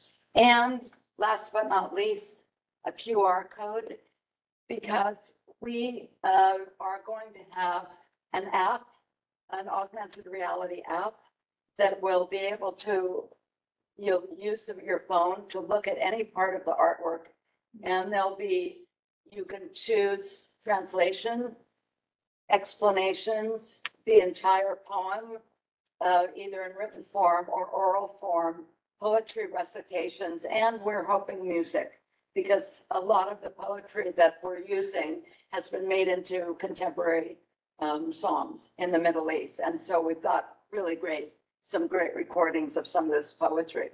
So the app, which is already built and which is live, and I can give you the link if you wanted. It's really quite wonderful, is a virtual reconstruction of the Syrian colony on Washington Street in the 19th and early 20th century. We built that with National Trust for Historic Preservation money. And then the explanation, the augmented reality app for the park will be part of that larger project. So this idea of place and the Sarah using these traditional mosaics and putting contemporary calligraphy into this traditional material, it's very reminiscent of what the poets themselves did, because they used contemporary forms mixed with classical forms in Arabic. And the idea of place, and that that this is the correct place for this monument to be very close to the Syrian colony and really part of it in some ways. So I really hope that you agree with us that this is really an improvement on what we had before and a really beautiful addition to Lower Manhattan. And I'd be happy, or Jennifer, I'm sure would be happy to answer questions. Okay, let's go around the table. So I have to tell you, I'm hard of hearing, so I'm gonna walk around and get close to people who Okay, ask yes, questions. bear in mind, Chief. What is on the back of the benches? Nothing, because they're both inaccessible. Essentially, the way that the benches, I'm not sure if you can pull up that schematic. The benches, one faces a planting bed and a retaining wall that is raised and there's a street. The other is a planting bed that has, like an 8 to 10 foot distance. So we didn't want to put anything on the back because that would encourage people to go into spaces that they should. So it will just be a powder coated black metal finish. So it will also not stand out. It will kind of blend in terms of the sight lines when you're looking through the park. It won't be a distraction.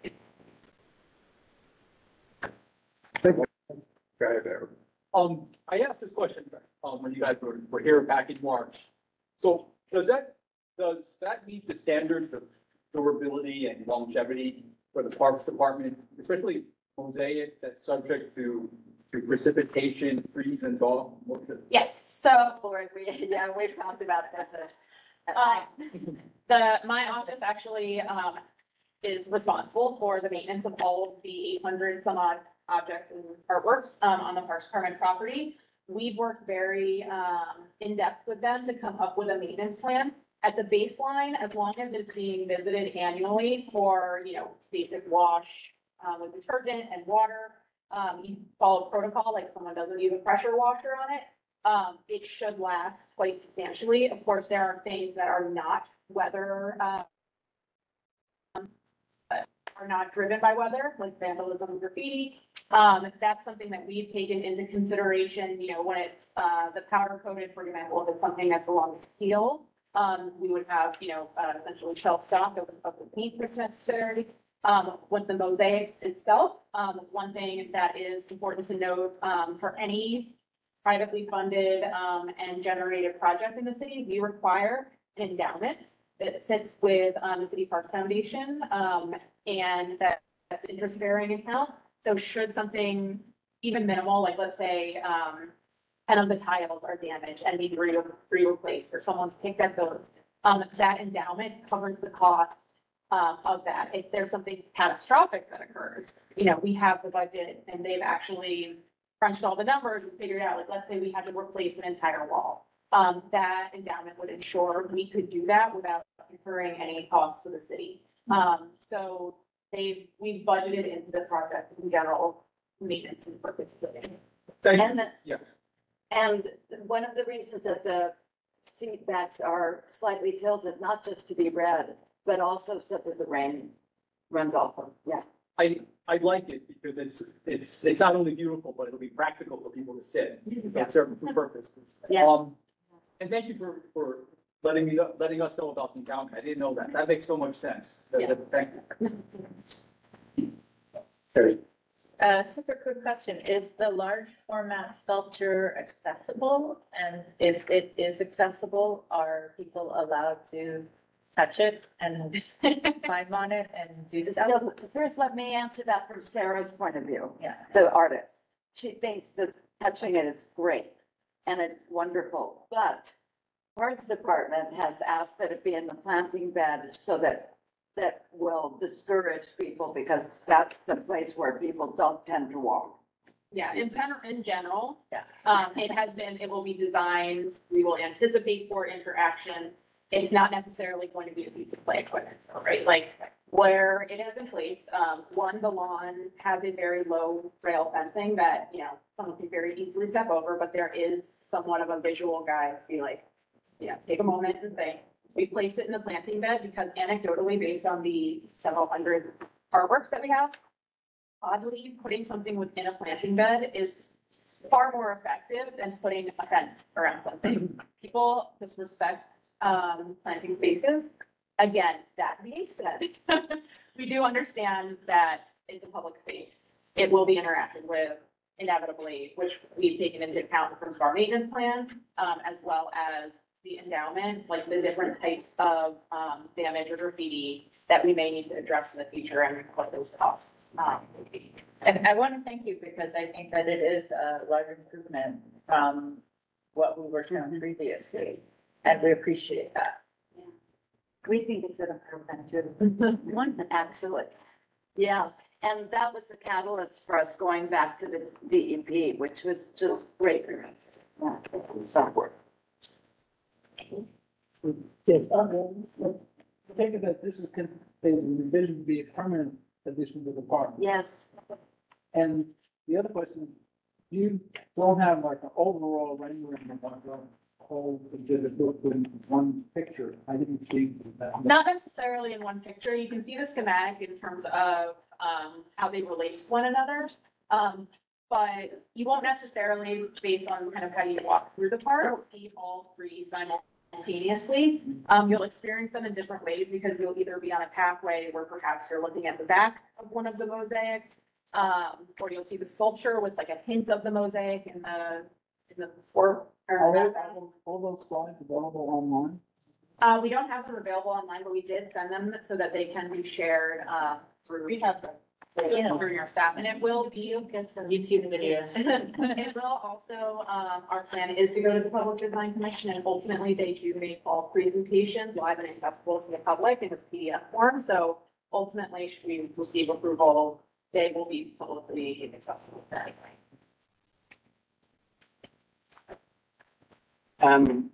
Someone in this room might recall, at one point, there was consideration that the school would possibly use that park for certain Yeah. emergency drills or other things. For recreation activities. There's a letter from the principal of the school saying that they do not object. So just to expand. So just to answer the question, is the school using that space in any way today? No, we spoke with the principal, Nico, they did do one activity at the school, outdoors, and they found that the, acoustics, like given all of this sound around, it was not useful for actually holding any kind of program in that space. So the only use of that space that they anticipate the school will ever need is it is the evacuation zone, which is actually, it happened the morning that we had a call with him. It is where the school evacuates in case of emergency, and they don't use the lawn. They are very clearly like on the pathways. It doesn't impact any footprint of the artwork. It's a fire drill. Morgan, I was gonna ask you about this. I don't mean to put you on the spot, but. Well, the- both are good answers. The principal wrote a letter saying he had no objection. He had no. Did he consult the PTA, and does the PTA agree with what he wrote in that letter? I'm not on the executive board of the PTA. My wife is, but I don't recall that coming up in front of the PTA. But the only thing that was used, and Rosa will confirm, there was the Halloween parade was held there. I don't see necessarily that this would interfere with the Halloween parade, the parade around the artwork. And it's not used informally for pickup and drop off? No, I mean, and also the next, hopefully, we're hopeful that the school, all the sidewalk, bridges and construction storage areas are gonna go away by September, and next year we'll have much more space in front of the school. So there's really hasn't been that much interaction between the park and school. Yeah, and it never came up at SLT. And the principal, one thing that we talked about, and nothing's been formalized, but there is a lot of opportunity for collaboration with the students and like learning about, not only was the artist in that process, but little theory about poetry. There's a lot of opportunity for kind of synergy between the process of actually getting this into the site, actually experiencing it once it's there. Yeah, he wanted us to talk with his older students and start a program with, I guess, the oldest grade is fifth grade so far. The fourth and fifth graders, and which would be really fun. Yeah, and then the second, I guess, question, I think it was last time you were here, and if I'm not mistaken, I thought it was Todd who articulated a series of items beyond just the design. Yeah. And I think we had asked, or I might have asked, and I don't know if we ever received it, to receive responses to the items that he had Yeah, highlighted. so I prepared responses, but when we met with some members of the community board afterwards in a kind of debriefing, they didn't want to know the answers. So, I mean, they were more concerned with the design than they were with the answers. None of his questions are unanswerable. We've dealt with all of them. One of them is the illegibility of the art. And I've talked about that, and we can talk about that for a long time. There are people, everyone on our board is part of the community in some way. And there's disagreement on the board about whether they should be angry because they can't read the Arabic or not. And some people know that it's an abstract word. He talked about city funding, which I cannot respond to because the city is not going to fund it. We're funding it. And he was upset about that. He asked about the title of the thing of the project, and we actually did change it. We had called it Al-Rabita, which means the league, and he felt that was too generic. And we changed it to Kalam, which is also a little bit generic, but at least it refers to the sculpture which is what we want. do, so it's related to the artwork itself. I think those are the three main things, even though we talked. Had concerns that there wasn't signage on site, but there is signage That's right, yeah, yeah. And just to also reiterate, I think one of the things that he felt strongly about was that it was this abstracted alphabet that was based on Arabic calligraphy. But I think one thing to remember is that this is an artwork, and it honors the tradition of Arabic calligraphy and the language. But this is not intended to be strictly didactic. This isn't just an educational tool. So we do have to respect an artist's vision and the understanding that gives a lot more entry points. But the app, the augmented reality app will give all of the information that people want. If they want it to be didactic, they can learn what they need to learn from the app. So. Can I just have a word about Parks Department? I don't know. I personally am not that comfortable with Parks Department allowing artists in general to take over larger amounts of the parks, to put, these objects all over the parks that are inanimate and, instead of benches, instead of flowers, instead of things that are more traditionally parts of parks. And I don't know if that's a good precedent. I mean, do you do that in lots of parks? I mean, the history of sculptures being added to parks goes back to late 1800s, George Washington. But large sculptures are controversial. I remember down here when you put Tilted Arc, for example. Right, remember that? Here. And I have to say. No, that was Department of General Services. I'll give you that. But that was quite controversial and people didn't like it that much and eventually they pulled it out. That was not because it was sculpture, that was because that was that sculpture. Yes. Well, I'll give you that, but the point is that, I think there is a point where and again, I'm not talking about these particular artworks and this particular, recognizing, Little Syria and all that it probably is appropriate. And, maybe it could be done in a different way. I think, maybe if my memory is accurate, Todd originally just wanted to put up posters to recognize the community, and he had them, and he just didn't like the wording of them, if I recall correctly. And we went back and forth with the borough president and with the borough commissioner. So to be frank, and I wasn't here, may not be relaying this, but traditionally, we actually do impart information like this through signage, sometimes through artwork. We do believe that they're commemorative and just aesthetic purpose serves the goal. Yeah, that we created. And that wasn't enough. He objected to it, but that's how this all started, as I recall. Well, we told him we could do signage, and he said signage wasn't enough, and he wanted an artwork. So that. And we morphed into this, and that was only 2 years ago. But keep going. Can I say one thing? One thing really related to this, in terms of the use of the park by the school and the PTA. There was a point at the end of the year where the PTA and one of the grades wanted to do a rummage sale, and they had no space in front of the school because of the construction ongoing.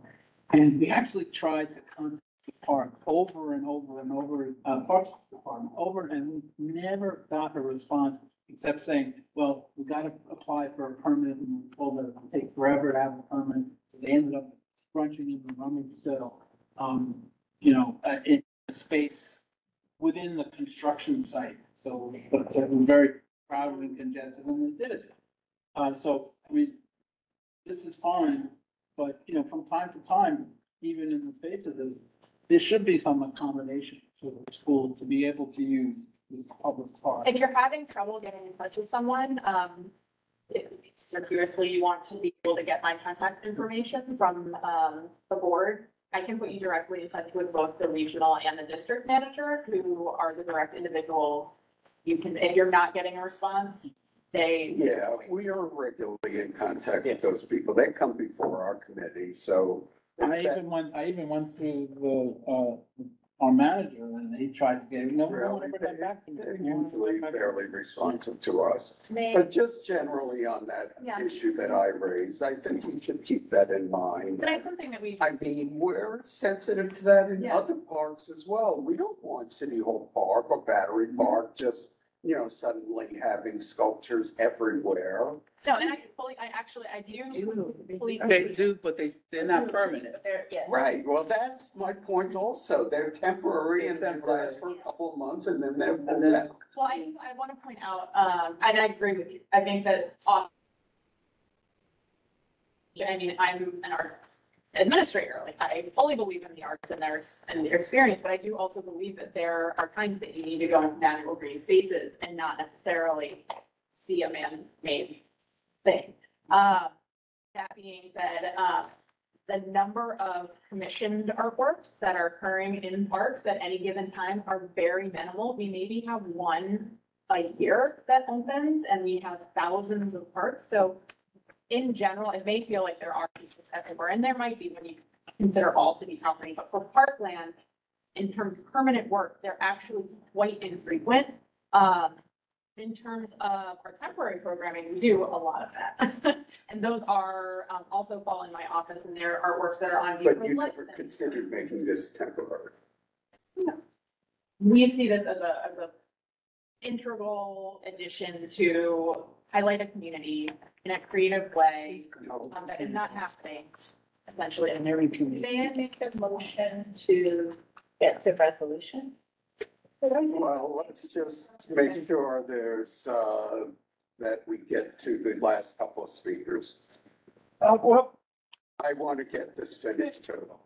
to me, it's not whether it's a grass or not. It's an overriding issue that it brings home a history that's lost in New York City. Not many people knew they were serious, and they were there in the beginning, down there. So I think this is a beautiful thing. It gives us a little history lesson that we all need, if I may say. And Thank you. And you don't think putting up, what? you don't think putting something like this up on the walls of the park would do the same thing? No. No, this is beautiful stuff. This is what, okay, It'll draw do we people have there. people who want to speak from? Okay, let's call on the person from the public who's been trying to speak. Okay, what's the name? Eva Abi. Okay, are you there? Yes, can you hear me? Yes, go Okay. ahead. Hello, everyone. Thank you for having me. I'm Hiba Abid, and I'm the curator for Middle Eastern and Islamic Studies at the New York Public Library. And I just wanted to say a word in support of this art project. Just because this art project wouldn't be speaking only to New Yorkers of Arab descent, but it really speaks to the wider communities of the city of New York, because it is really there to celebrate the history, the diverse history of the city of New York. And at this very important moment when all these communities from the Arab world, but from other places in the world, came and shaped the city and the history of New York and the United States in general.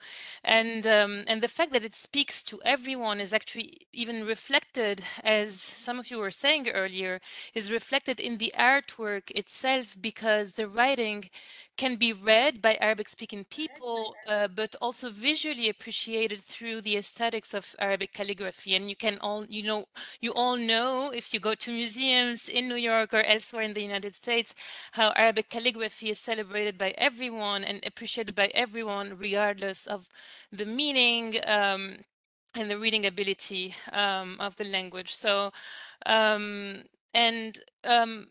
even myself, as a curator for Middle Eastern Studies, I was just recently appointed at NYPL.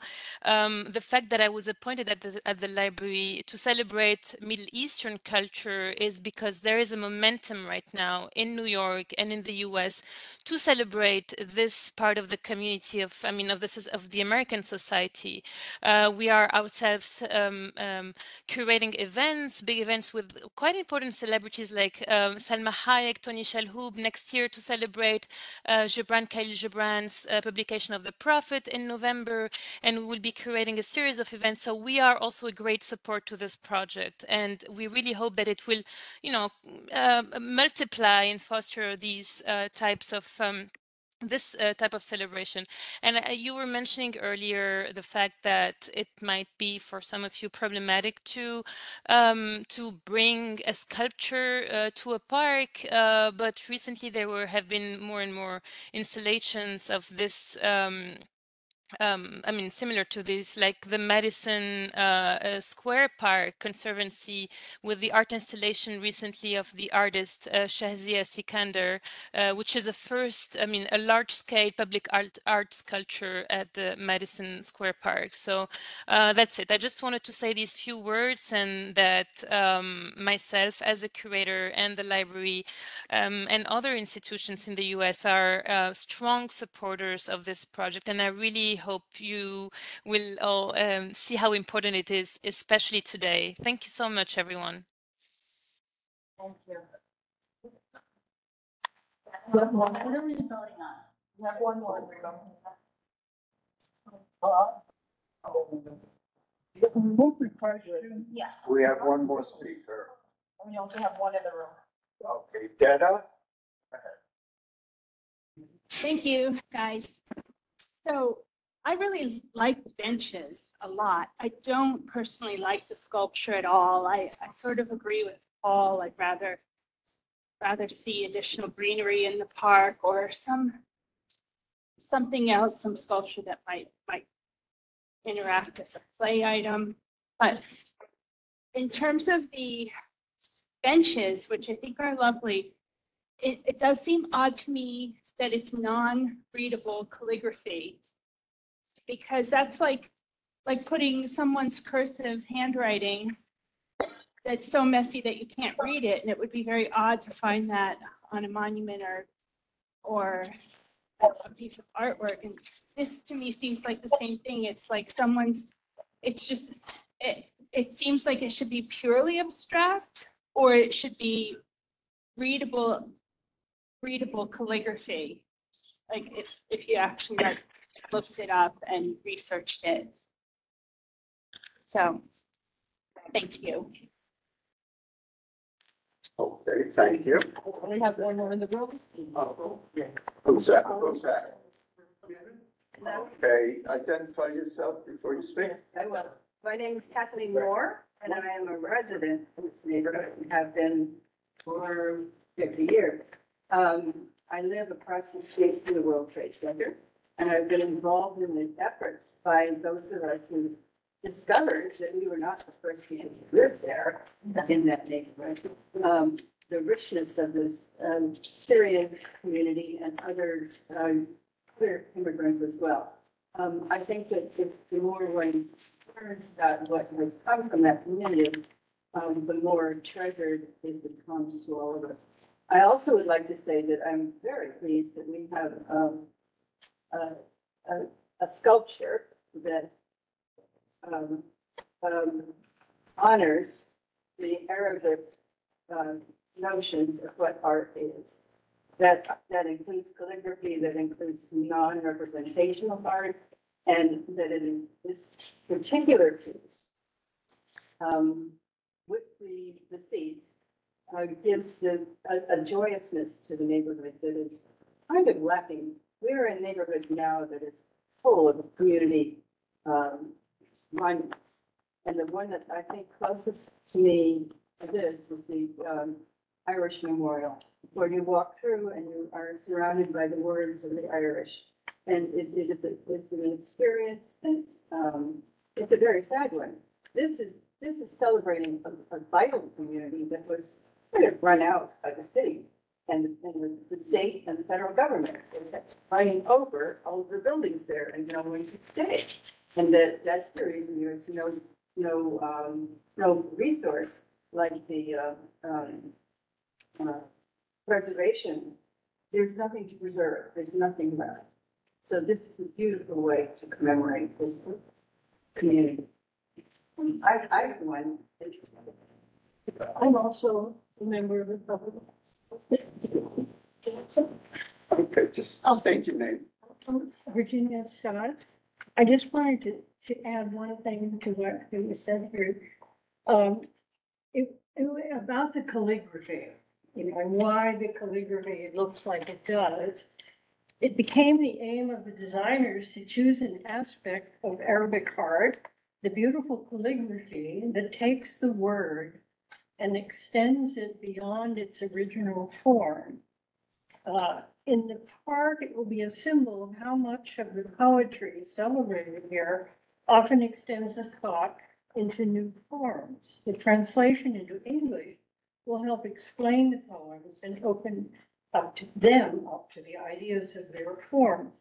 But the whole point is that as an art historian, I am well aware of the extensive use of creative, decorative, often very beautiful forms of writing used in the Arab world. For these honored poets and writers, the calligraphic designs proposed here are a fitting tribute to their enduring work. But anyway, it's not always meant to be read. Thank you. I think Joe Lerner has called the question for about the fourth time. Okay, so let's put this to a vote, maybe. I guess that's the consensus here. Does anyone, what?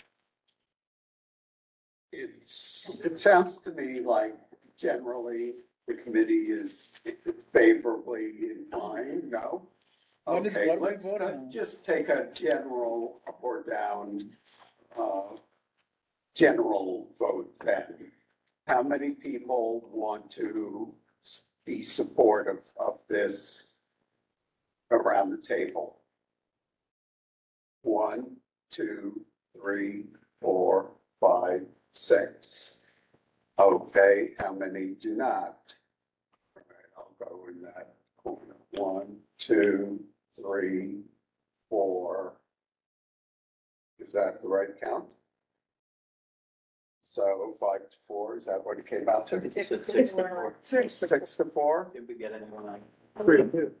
I mean, I have exactly said. What? Did you vote? I didn't vote. I voted yes. Okay, so there were more in favor of supporting. Okay, so we should do a resolution in favor, perhaps with some reservations in it. Is that fair? I have no reservation. Well, obviously, You don't, but there's. but if we want to reflect the body as a whole. Listen, I own calligraphy as art. And saying that this is not that. But if I want to bring back what this committee discussed and a general consensus of what the committee, I just want to reflect what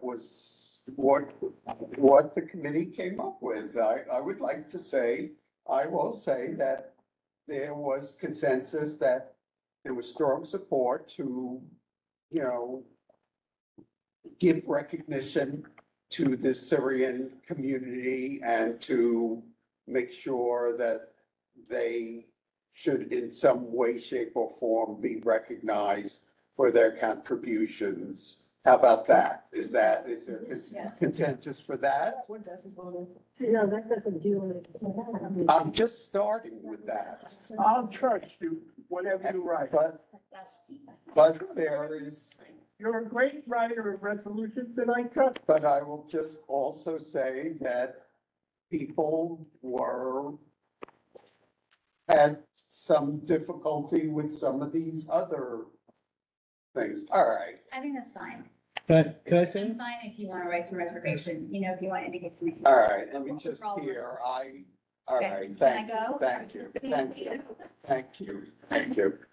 I mean, it could change at the full board too. I would have no problem with it if it wasn't permanent. That's my, Yeah, I that's mean, my issue too. Yeah, I mean, It's the permanency A of lot it, and it just opens up, I think it just opens up Pandora's box, because we're already if we just look at the things that happen in the city, especially looking at, the open restaurants. You know, it was supposed to be something that was temporary, and now it's crazy, and now we have it forever. And every community wants to have it done in their neighborhood. I just think that it opens up Pandora's box, and I don't think it should be. Several would be supportive if not permanent. How's that? I would give an example that I remember back a long time ago, they had the Vietnam, memorial down near the Staten Island Ferry. And when it opened up, it was so beautiful and everybody went there. And then it sort of fell into disrepair and I think they recently refurbished it. And a lot of the permanent installations, after a while, they fall into disrepair. That's that. Rebut that, because we have 5 staff members, and that's not our property, but we work to get to every 800 objects from the Parks Department property. So you don't have Shakira that's going to fall into this repair. We are gonna have like $100,000 to $200,000 endowment that's gonna ensure that this doesn't. We have 5 staff members that go through here and clean every object. So this isn't something that's just going to fall into disrepair and we don't look at it. You can go to any of our city monuments that are owned by the Parks Department. They are in very good condition, to the point that we're no longer in a conservation mode. We have very few large-scale projects to do because everything is in great condition. We are now in preservation mode, where it is just doing these regular annual care things so that you don't have a big failure. So we have the infrastructure and the methodology. And I also want to point out that the impetus for this project, which the community board was very supportive of, was for a permanent work at this site. When we first started these conversations and commissioned and hard work.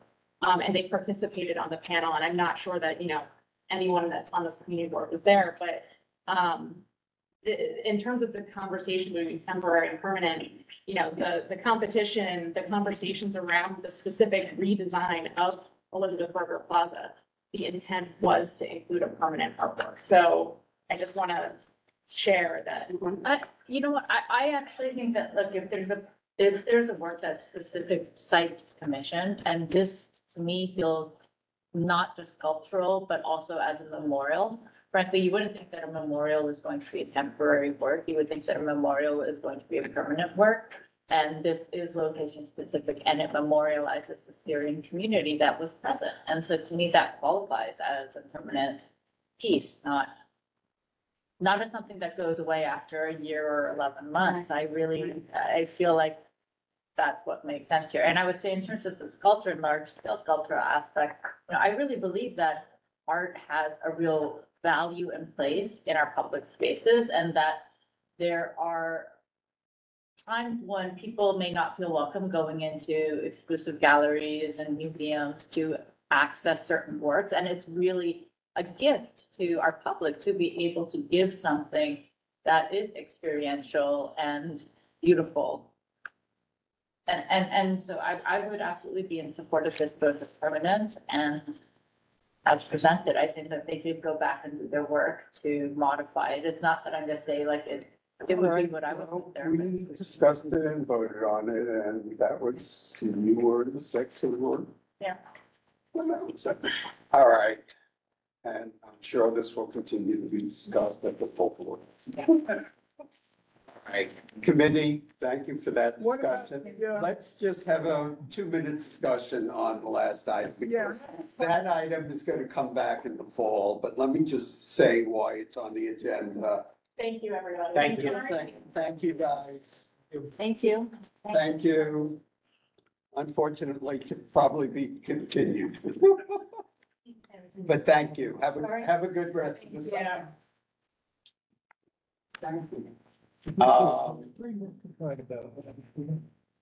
Okay. Oh, Ned, why don't you just fill us in? So the budget items are really going to be discussed in earnest in the fall, correct? Correct. So Committee or in the board? both. In the committee, okay. I don't see libraries here. Well, if you, Every year I do this.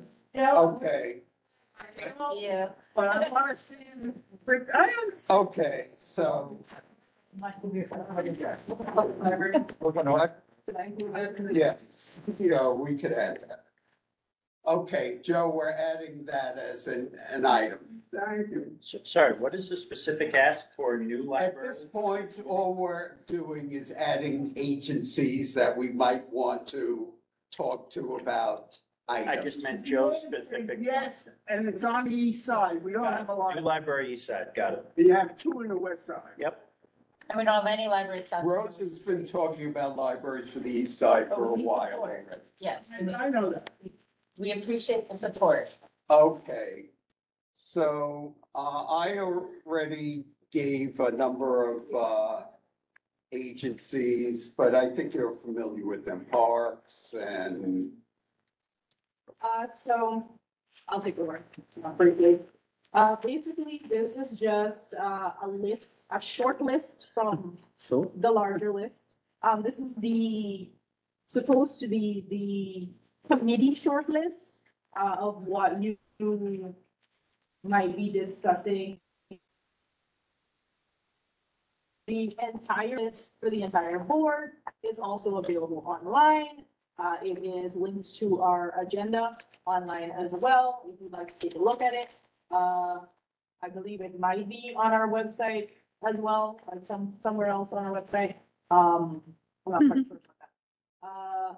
But it is on the agenda linked. And this is just a short list with the agencies that this committee interacts with. So basically, it's just for you to look over the requests that you made in the last fiscal year and the responses that you received regarding those requests, so that you can discuss it further with your new asks or your revised asks in the fall. Any questions? Yes. Can we remove anything that says this property is not under parks jurisdiction, please contact the appropriate agency? We can remove whatever you want to remove. Just because that seems like it's a waste of a slot if we're not even. Well, this Why would is we, just, if it's something we want, we might just be engaging with the wrong agency. yeah, that's not true. Okay, so then we need to please put it in the right agencies, otherwise the. Well, request that is something that you guys have to do in the fall. This is for you, exactly what you're doing right now Yeah. is to review everything, identify anything that needs, any changes that might be needed, if there was an ask and the response that you got was unfavorable, if you think that you need to revise the wording or the, grammar, structure, whatever of the ask to get a more definitive answer, that is something that you need to consider. For those that we got, for all of the ones that we have responses that you just mentioned, Rosa, we need to figure out, well, you guys need to figure out what agencies you need to direct them to if those agencies are unresponsive or not able to fulfill those requests. Yes. Is it possible to, since this is going to be more technical in nature, is it possible to get these agencies in to be able to comment to us on why? That is something we can discuss in September. yeah, they're supposed to make themselves available, so we'll see how that works out.